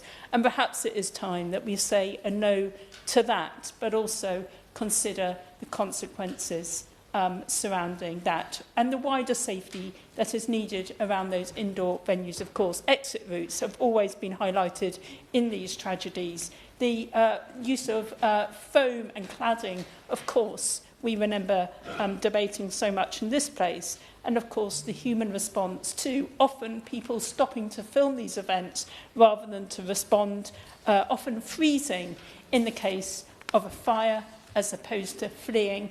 And therefore, we need to ensure that people have the right psychological plan when entering such venues. So in the wider considerations, and whilst, of course, we understand the impact of outdoor fireworks on our communities, I ask the Minister to now consider the impact of indoor fireworks and their use on our communities and the potential risks that that takes, and to review the regulations to ensure that we will never see a tragedy that experienced by the families, sadly, in Switzerland on New Year's Day. So will the Minister also look at indoor use of fireworks as well as those in public displays? I'll call Josh Newbury. Tom Hayes. Thank you, Ms Jardine. Nearly 2 hours into this debate, I'm pleased to have the chance to speak. I think the fact that we've had so many speeches shows just how much it matters to our constituents. I want to thank, first of all, the people who signed the 2 petitions in my constituency. Across both petitions, there were 497, showing just how much this matters to Bournemouth East. And in doing some preparation for speaking today, I was struck by what some of our colleagues have been saying today, that it feels like we've been debating this for a very long time. In fact, the first time Parliament, as far as I can tell, was debating fireworks legislation was 1697. And then looking at when the first regulations to support the public use of fireworks, that was the Gunpowder and Fireworks Act of 1860. I have to say, as somebody who can be frustrated by the pace of change in this Parliament, I was a bit concerned to see that it took just 56 calendar days to get that piece of legislation through from first reading in House of Commons through to royal assent. I think we might be able to learn something from our colleagues way back in history.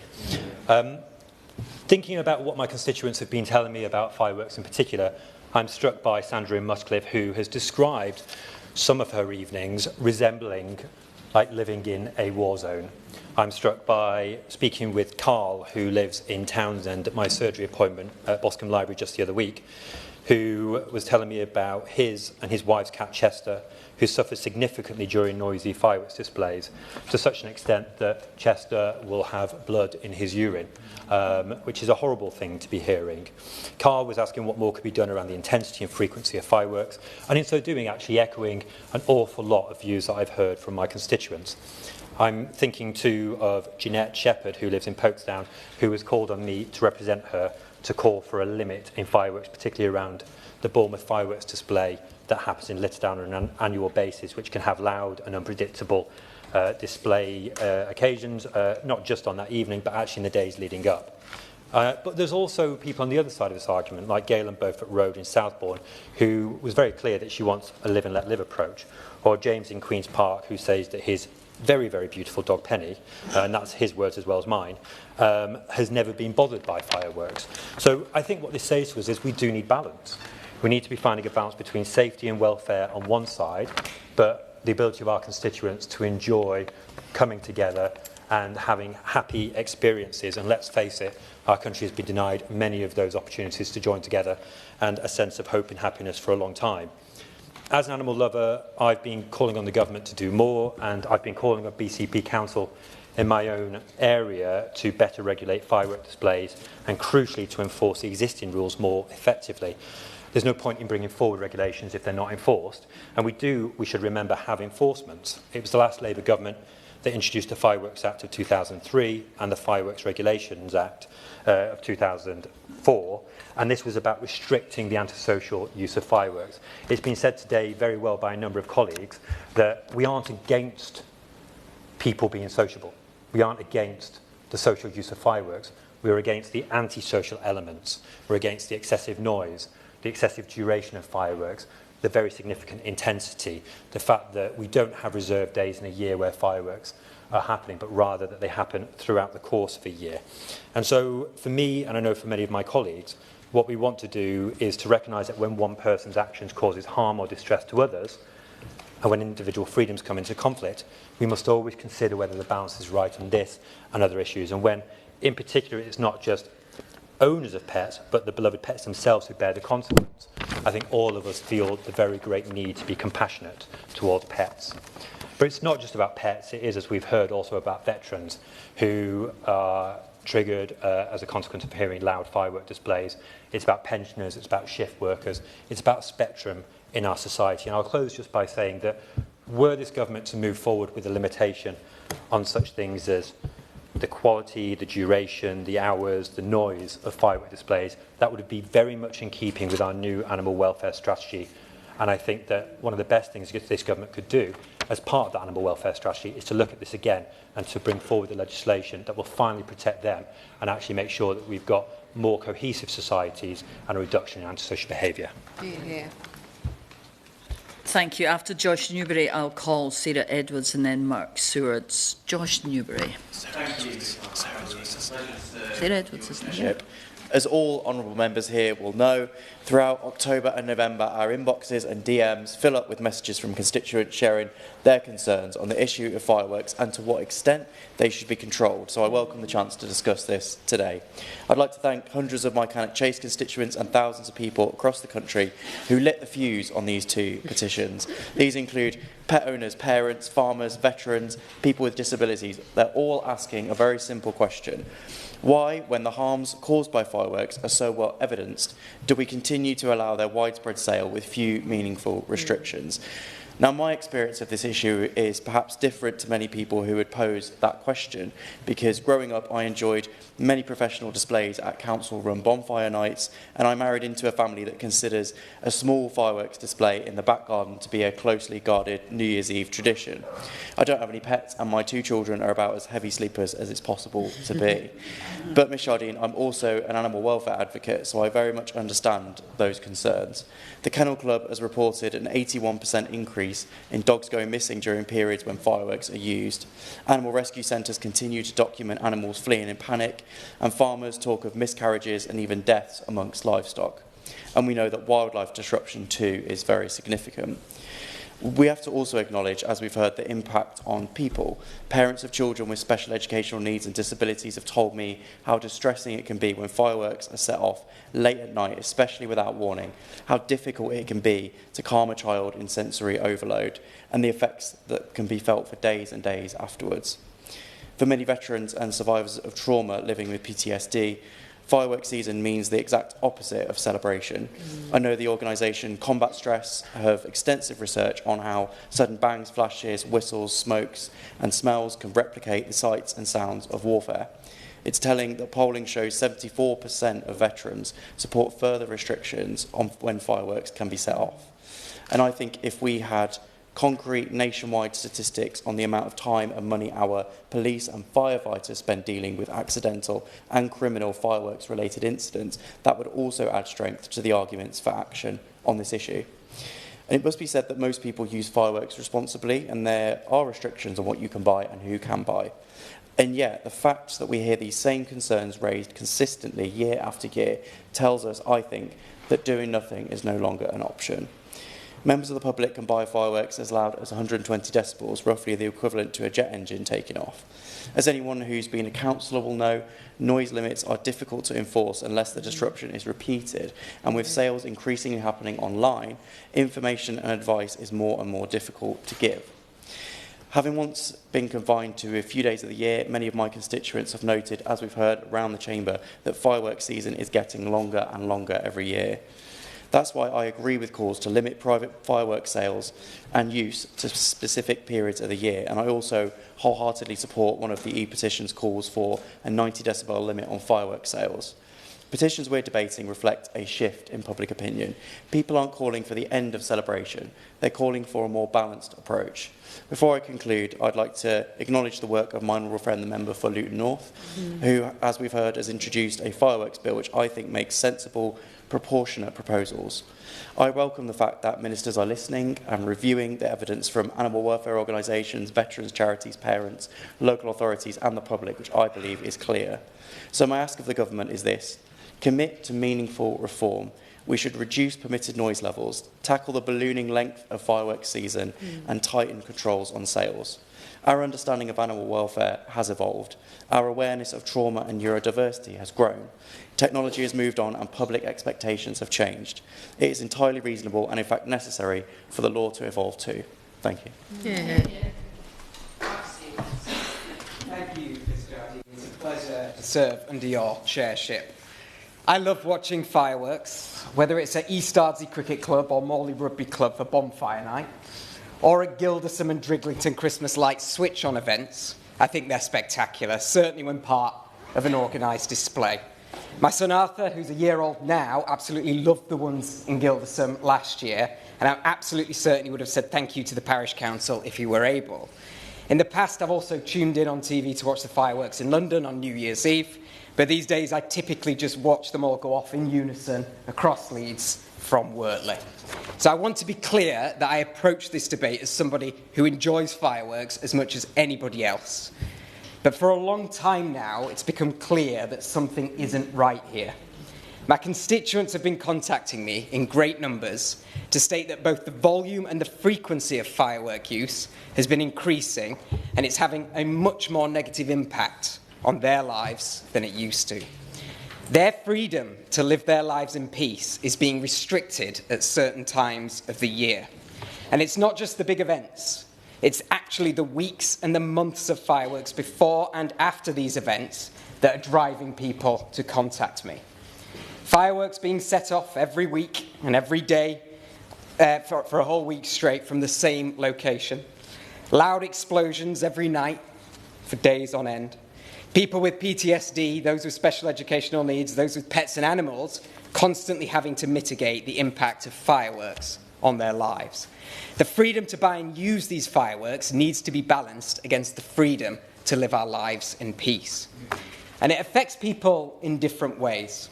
One of my constituents, Gareth, has been diagnosed with autism. He told me that fireworks give him sleepless nights and put him in a state of high alert, especially when he can't plan for when they're going to be set off. And in another area, we've heard repeatedly from members across the chamber today, Combat Stress, the charity, say that 74% of veterans surveyed want to see restrictions on when these fireworks can be set off. Now, I've been speaking with a veteran in Leeds South West and Morley, a person who served our country with great distinction, and I'd like to share their words with you now. November arrives, and I have to adapt my routine to make sure I've always got my headphones in my pocket. Otherwise, I'll be taken straight back to being on tour, experiencing feelings and emotions that I'd rather never encounter again. Fireworks trigger the memories, the sounds, the gunfire. Scenes replay over and over with every firework. The smell comes back, the noise, the image, the grief.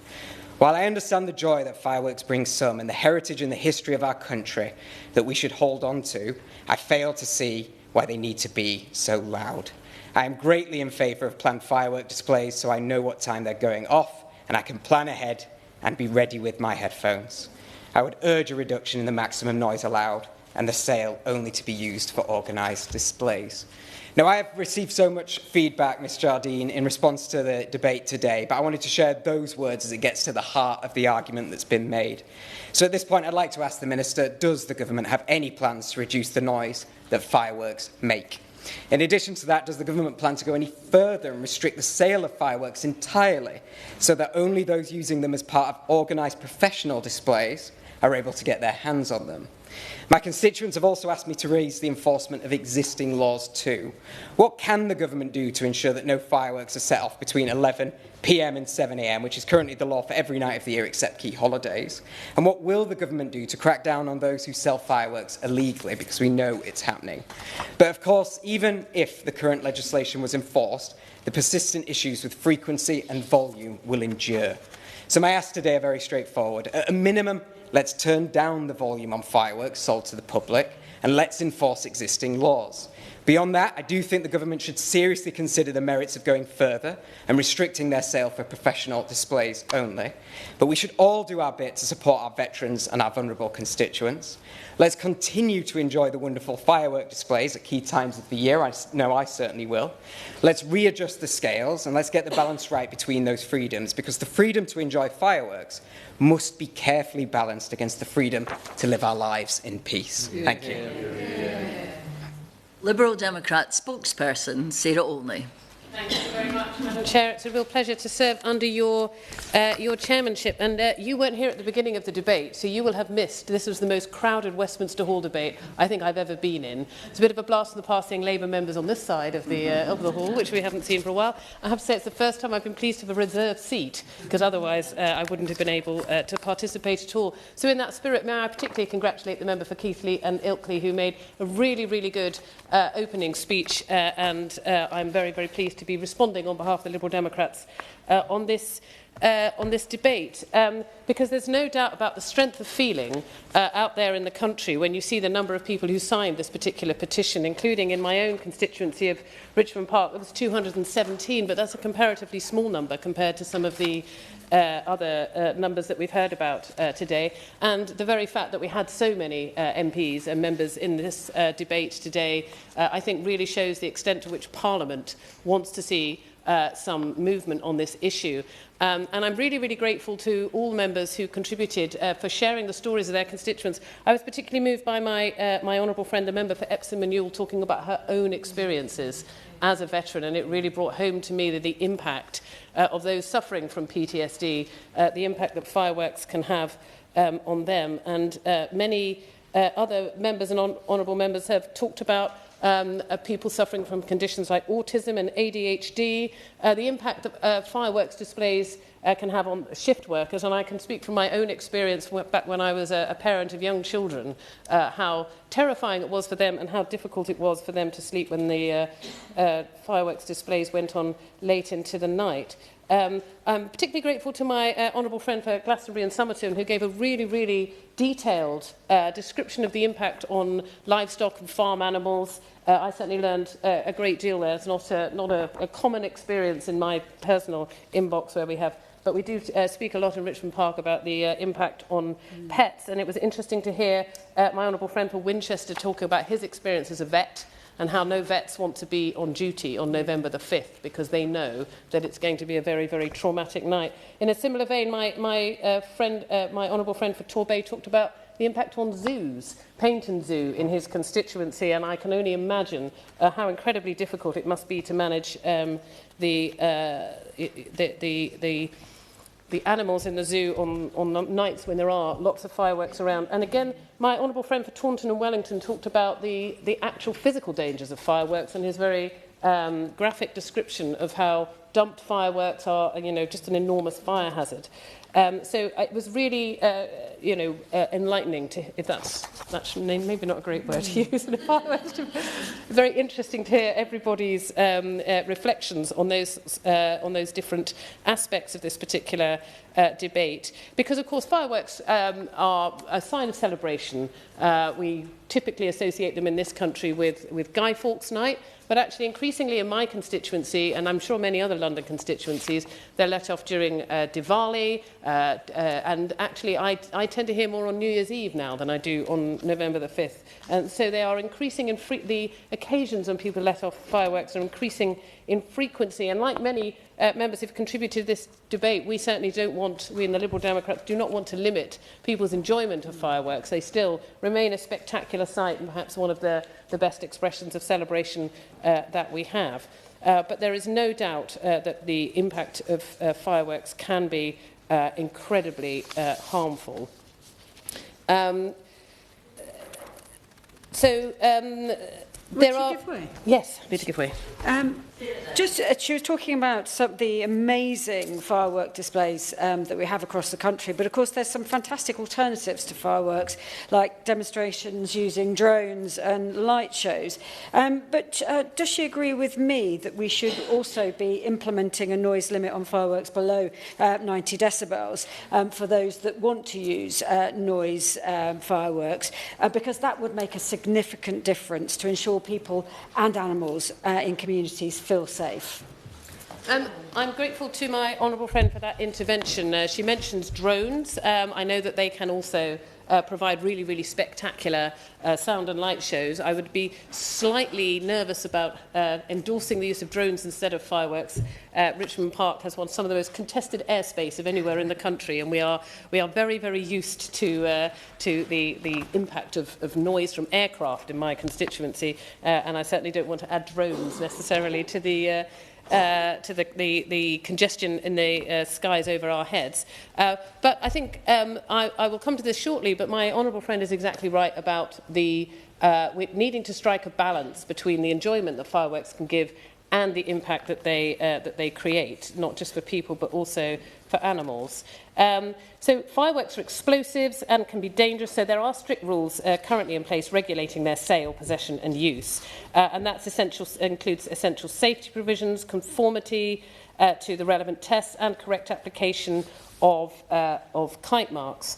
And the 2015 regulations categorise fireworks according to their net explosive content, discharge safety distances, noise level.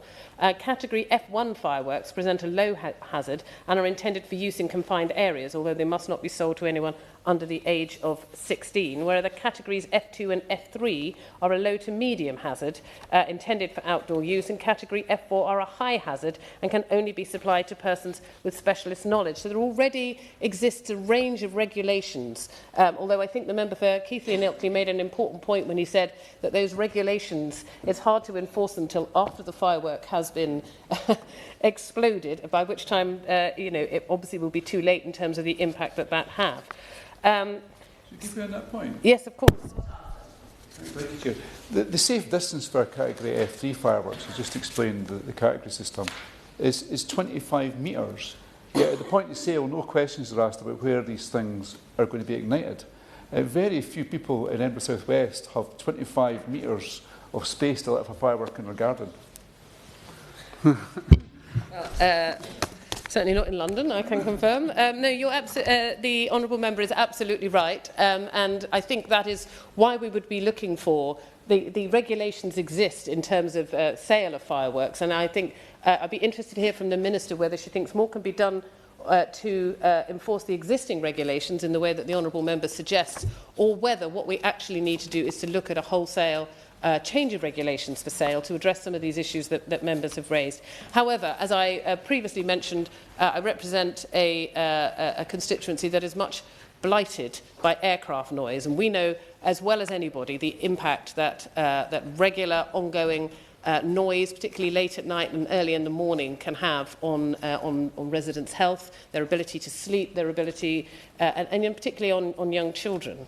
And so I just wanted to close by saying that I think the calls that have been made by almost every member here for a limit on the decibel level, reducing it from 120 to 90, such that whatever fireworks are sold, whatever use they are intended for, whichever celebration they are intended to mark, if we can reduce the decibel, that will strike the right balance between our human need for celebration, but also our need for sleep and for peace of mind. Thank you very much, Madam Chair.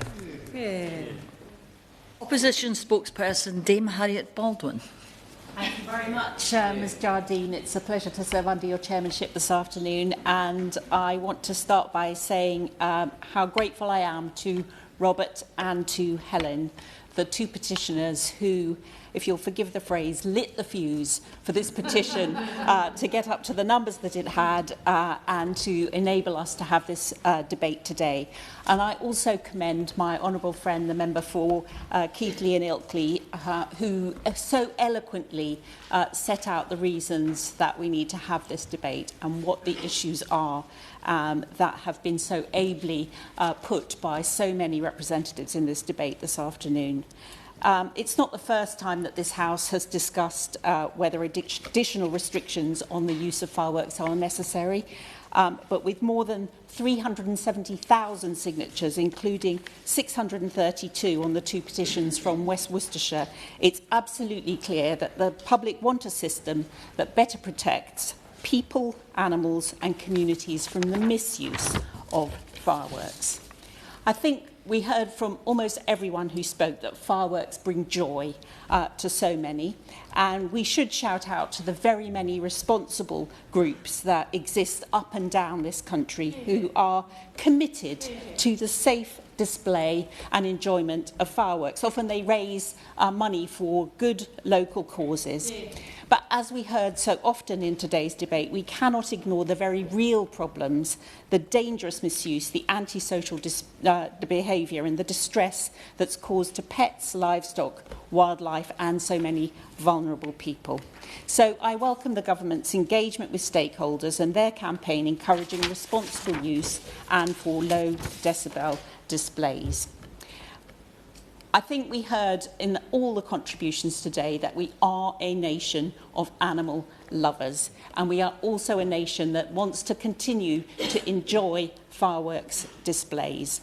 But we also heard loud and clear in all the contributions that no action is not the answer here, and the government will need to listen to all the points that have been made.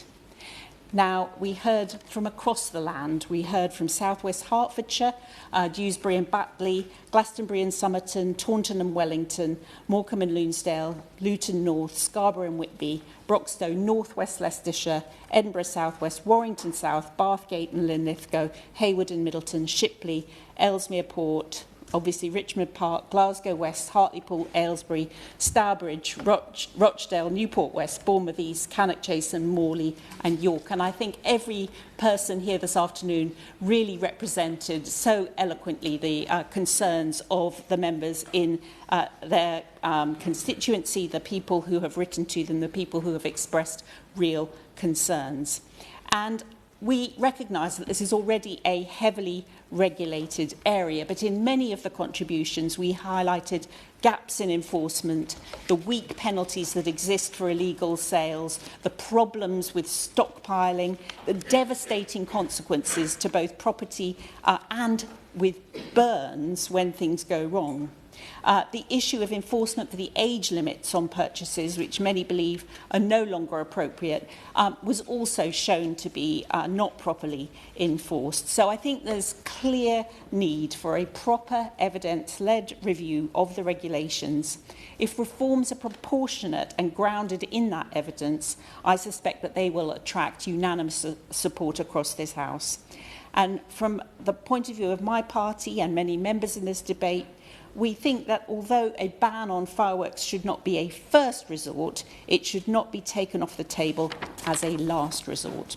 Because through these petitions, the public have spoken loudly. Through their representatives in Parliament, people have spoken loudly. Parliament has raised these issues repeatedly. Communities want action. Clearly, the existing regulations are not doing what society wants them to do. So I'm keen to hear from the Minister about her plans to respond.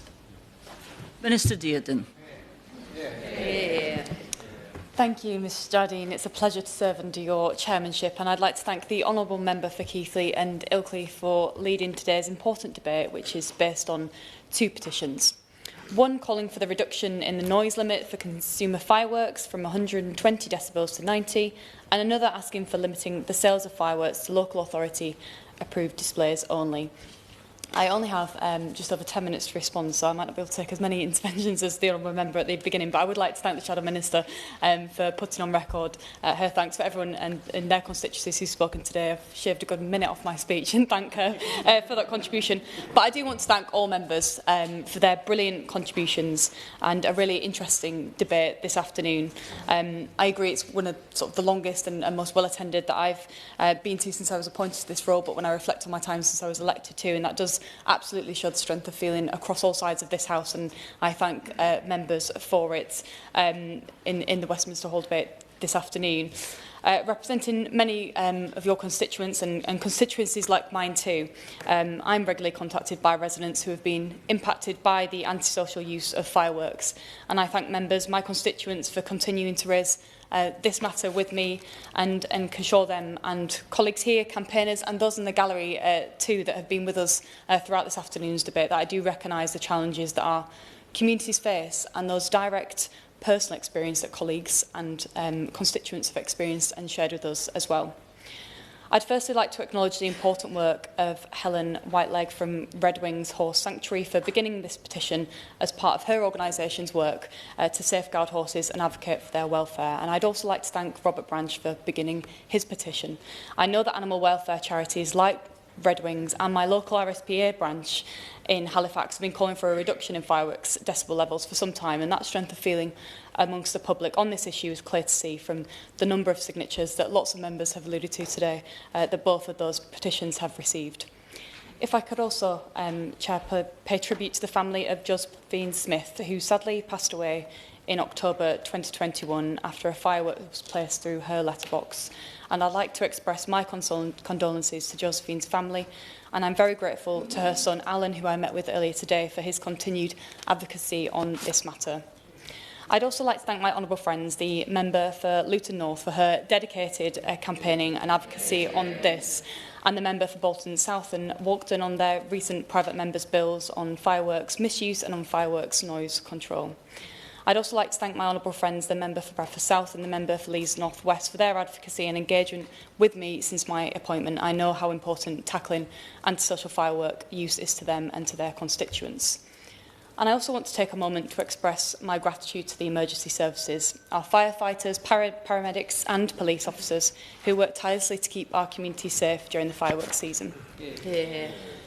As we've heard from members today, this time of year and the past couple of months can be particularly challenging for pets, veterans, communities, those with PTSD, mental health conditions, autism and those who are vulnerable. And members today have raised many important issues and ideas to consider: restricting the days per year, control zones, volume and evening hours, date restrictions for purchase, sale and types, to advance notice of firework use and promoting that practice further, to the ban on indoor fireworks. And on that note, I want to respond to my honourable friends for York Central. And I was, of course, so saddened to hear about the tragic fire that claimed 40 lives at New Year in Switzerland. My condolences, of course, to all the family and friends who lost their lives in that devastating event. I understand the investigation into the causes of the fire is ongoing, and it's been reported that the authorities have banned the use of indoor pyrotechnics that the honourable member mentioned. And in addition to the support demonstrated here today on the topics of the e-petitions on noise level and limiting the sale of fireworks to organised displays, that strength of feeling has absolutely been heard and recognised today, and I thank members for all of their contributions. My aim is to ensure that and to minimise the negative impact of fireworks, ensuring that they are used responsibly and continue to play a role in celebrations and festivities across our country. There is no doubt that fireworks are a popular feature in community and family events and bring people together, and lots of members have brought those examples to the floor today, from bonfire night and New Year to birthdays, Eid and Diwali, amongst many others. And whilst many of our constituents enjoy using fireworks, around 77%, only 15% do believe that the existing regulatory framework is sufficient. And that's the research from the Social Market Foundation that found one solution would be to reduce the noise limit for consumer fireworks. And that, of course, is one of the subjects of today's debate. The research also highlighted the potential for alternative kinds of light displays, like using drones or lasers. And the recent New Year's Eve fireworks display in London showcased an alternative, pairing fireworks with hologauze technology, and that highly reflective silver-coated gauze reflects projected images while remaining transparent, allowing viewers to see fireworks behind the visuals. And this and the use of drones show how technology is changing our experience of the traditional fireworks season and offering a more sustainable, visually rich alternative for large-scale events. And we do, of course, encourage attendance at those organised public displays. Just to touch on the current legislation and the safer use, and then to build into and respond to colleagues' points. As members will know, as explosives, the sale and use of fireworks is extensively regulated, with controls placed on their import, storage, supply, possession and use. In Great Britain, the fireworks regulations of 2004 introduced that package of measures to reduce the nuisance and injuries caused by the misuse of fireworks. Lots of colleagues have referenced the curfew, the 11 p.m. to 7 p.m. curfew for the use of fireworks, with the use later in the night to 1 a.m. that's permitted for only the traditional firework days that I've already mentioned. And I'm grateful that many councils, including Calderdale Council, from my constituency, have hard-working community safety teams in place to collect that intelligence and allocate enforcement officers to hotspots of antisocial usage. The Pyrotechnic Articles Regulation Act 2015 also contains those provisions around the manufacture, import and distribution of pyrotechnics across the UK, including that labelling and conformity assessment testing and other requirements to ensure the product's safety. That Act also sets out the requirement for manufacturers to ensure that their products don't exceed that 120 decibel noise limit. But my honourable friends, yes. Robin, the Minister need not panic, because we have this room until 7:30, so there's plenty of time for the Minister to carry on speaking and take interventions. But the Minister's kindly outlining the legislation that currently sits in place, but actually it's not working. We know that there is a threshold of 11 p.m. on most of the night evenings, but I, like across Keighley, Silsden, the Worth Valley, have got constituents that fireworks are going off all throughout the night and all throughout the year. Could the Minister just explain if, on the back of the petitions that have been submitted today, what action the government will be taking in response?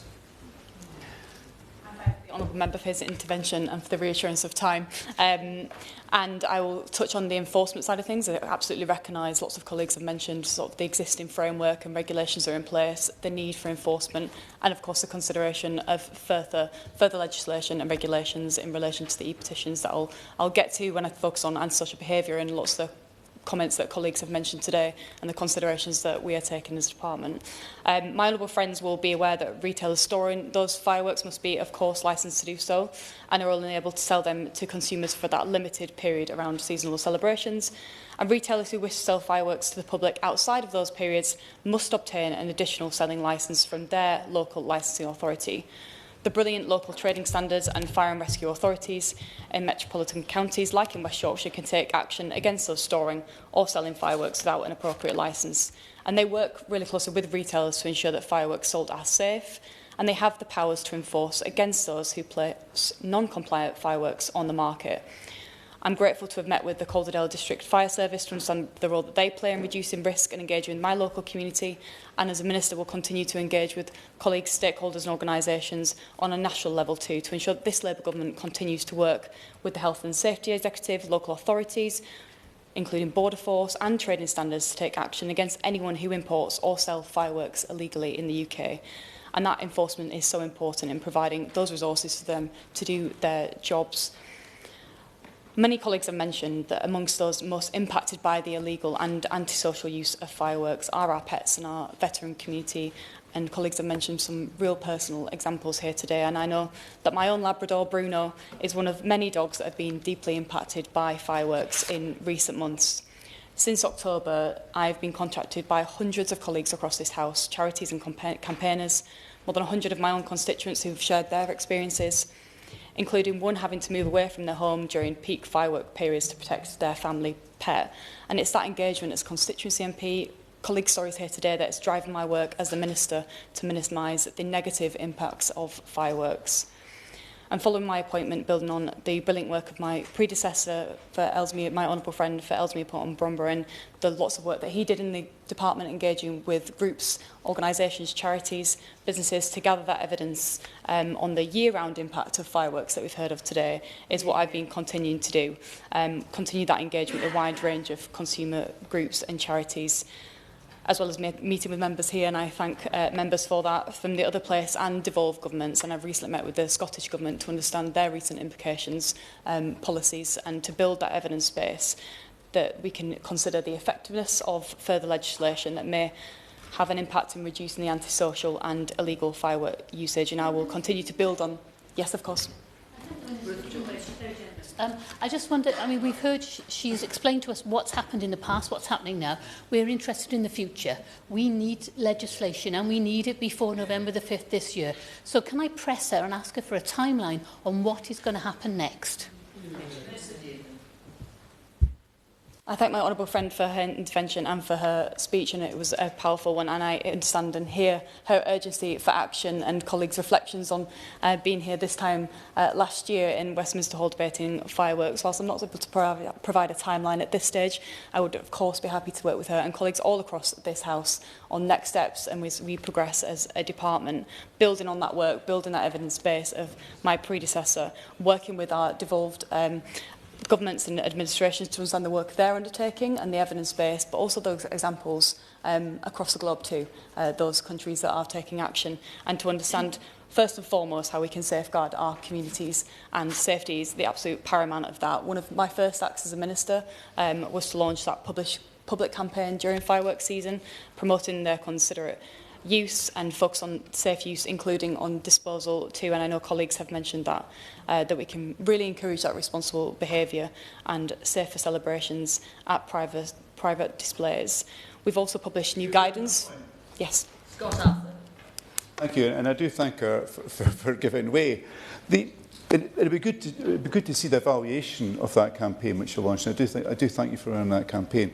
But it seems the government accepts there's impact on pets, on veterans, and the government thanks the emergency services for all they do and the risks they take that evening. But all those people, those pet owners, the veterans, the emergency services, and I expect even the Minister must be a little bit frustrated that there's no timeline for even the start of some action. Does the Minister share that frustration? Mm-hmm.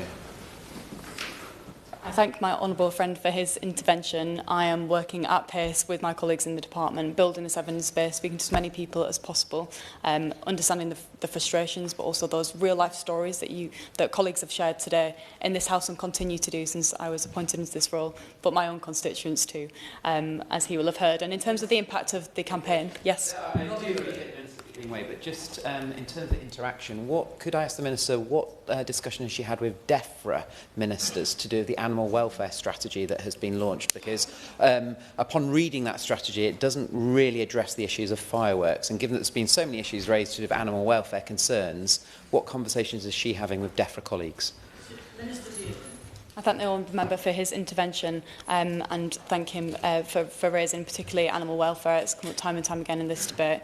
I'm really proud of the strategy that we launched as a government and work with my colleagues across departments on a range of issues in my brief. And of course it's an offence to cause any unnecessary suffering to any domestic animal under sort of the Animal Welfare Act of 2006. But I understand and hear his reflections and colleagues on all sides of the House today in terms of the strategy itself and perhaps where we might be able to go further. So we'll continue to engage with colleagues on that. Just before I move on to the next point, my honourable friend mentioned the impact of the campaign with the total reach of, I think it was around 130,000. So there's always, of course, more we can do. And I thank colleagues who shared those social media posts with their constituents and the guidance that we provided. But I'm really keen that we always continue to build on that sort of regulation aside. So as we continue to promote and push to promote safe and responsible usage, I will continue to work with national charities such as Combat Stress, the RSPCA, the Fireworks Impact Coalition and Help for Heroes and so many more to ensure that our messaging reaches the general public. Whilst the majority of people who use fireworks do so appropriately and have a sensible and responsible attitude towards them, many colleagues have raised today, those minorities of people who use fireworks in a dangerous, inconsiderate and anti-social manner. And we've heard some horrendous stories today of highlighting those examples of that, and I absolutely understand the impact that inconsiderate and antisocial use can have. Loud bangs that are disturbing communities, particularly those with elderly residents, young children and pets. And in far too many places, fireworks are set off late at night, disturbing hard-working parents, waking up children and causing terror to our most vulnerable constituents. Dangerous misuse is a serious concern. Reports of fireworks being thrown at people, colleagues have mentioned at prams, vehicles or buildings are completely unacceptable, and will continue to support the work of our council officers and PCSOs that work tirelessly to ensure the vast majority of those who use fireworks for celebration. Would the Minister give way on that point? Of course. I thank the Minister for giving way on that point. And as we have heard throughout this debate, quite often this falls between the response of the police post 11 o'clock, which they will not understandably come out unless there's a threat to life, especially with scarce resources, and then also the council, which will treat it as a noise pollution issue, neither of which are suitable for dealing with nuisance fireworks. Luton Council has developed, with Love Clean Streets, the ability to report firework misuse through an app, yet I know that councils up and down the country are unable to get this off the road, and we really need to be able to see that councils and communities are better resourced to be able to report the issues of nuisance fireworks. I thank my honourable friend for her intervention, and I agree with her, and that best practice of the work in Luton is really appreciated and valued, and where we can share that and promote that best practice so people can better report outside of those hours. And she made an absolutely valid point around the frustrations and difficulties in doing that and the enforcement side of things. We'd be absolutely really keen to take that further. Tackling antisocial behaviour is an absolute top priority for this government, a key part of our Safer Streets mission, which is why we want to take action against those who seek chaos and terror on our streets. And members, of course. During my contribution, I spoke about the people from my community of Blackburn and the contribution that they made in changing what was going on in their community. Can the Minister reassure me that the government will engage directly with communities to hear from the very people whose lives are blighted by this antisocial behaviour? I thank my honourable friend for her intervention, and I can absolutely provide that reassurance here today. I want to hear from as many people and communities that have been impacted and ensure that they have the opportunity to share their stories directly with me. So I thank her for raising it today and can give her that reassurance. Yes. Exceptionally generous with our time. I mean, the reality is this time next year we're going to be back here because there'll be another petition calling for the same things again. So I wonder what guarantees the Minister can give in terms of what progress will be made between now and this time next year in terms of the asks that the petitioners have made. So in terms of decibel levels and the licensing regime, what progress will have been made? Fast forward the clock to when we're having this debate this time next year. I thank the honourable member for his intervention. I'm always happy to meet with the leads of this petition, but also with campaigners, colleagues in this House, to update and sort of provide that opportunity for them to have the direct feedback to myself and the department and not have to wait for another Westminster Hall debate if there is one. So I'm really happy to provide that clarification, but also availability of myself today to ensure that this issue remains and will continue to be a key priority for me in the department to hear from colleagues on, as we really recognise and have heard today just the urgency, but also the passion that colleagues have brought in their desire to see change. And if I, on that note, could reiterate my thanks to the member for Keighley and Ilkley, to Helen and to Robert for their work to bring this debate to the House, and thank members for their contributions, and really want to assure members and advocacy groups that I've heard your concerns and asked for better regulation and urgency for action, and will seriously continue to consider them as I look to further mitigate the negative impact that illegal and antisocial firework use can have on our communities. And as we continue to gather that evidence and continue to hear from organisations, charities, campaigners, to ensure that any changes to legislation is effective. But whilst I recognise the the vital cultural importance of fireworks at a diverse range of festivals and celebrations.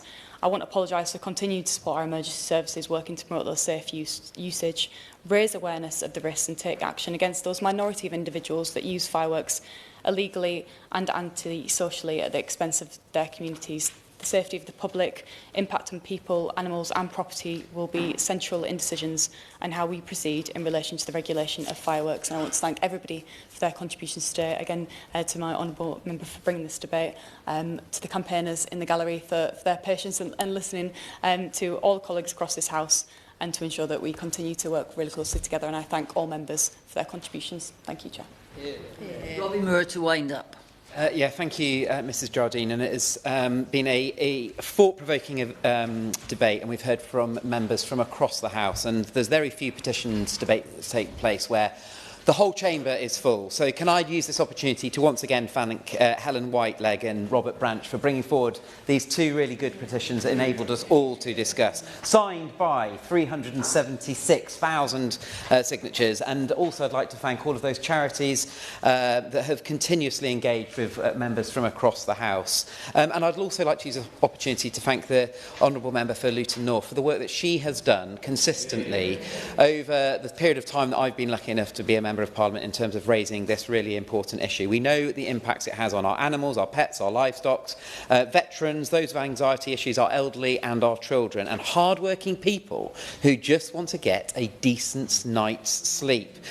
But this is a constant issue which continuously comes back to this place year after year throughout every single opportunity that we get to raise this in the House. And I think the points that the member for York Central made to do with indoor fireworks is absolutely noted, and dare I say will control the nature of the debate going forward. But I just want to end on a point by saying to the Minister, and maybe reiterate some of the points that the Honourable Member for Ellesmere Port made as well, that time is of the essence. And I have a lot of respect for my neighbour, the Minister, who represents a constituency literally next door to me, that I'm sure gets the similar types of correspondence coming into her inbox, that the speech that the Minister delivered just felt a little bit like it was brought off the shelf, dusted off from ministers that have come and gone in the past. And I say that with the greatest of respect to even Conservative ministers that have delivered the same type of speech. I am getting, and I'm sure many in this House are getting very frustrated that this is an issue that keeps coming back time and time again. We've had no outline in terms of timeframes from the Minister, and we've had no outline in terms of strategy going forward. And is this really the government's ambition to bring forward a strategy that deals with licensing and which deals with reducing the noise that fireworks are going to be brought out? I sincerely hope, on behalf of the 376,000 petitioners that have signed this, that there will be some sort of a positive announcement from the government, more than just warm words, which is what I feel that we've heard from the Minister today. And I say that with the most respect to the Minister, who I know and who has been kind enough to reach out and speak to me many times on this issue. On that, I'd like to thank, on behalf of the Petitions Committee. Hear, hear. The question is that this House has considered e-petitions 738192 and 732559 relating to the sale of fireworks. As many as are of that opinion say aye. Aye. Of the contrary, noes. I think the ayes have it. Order. The sitting stands adjourned.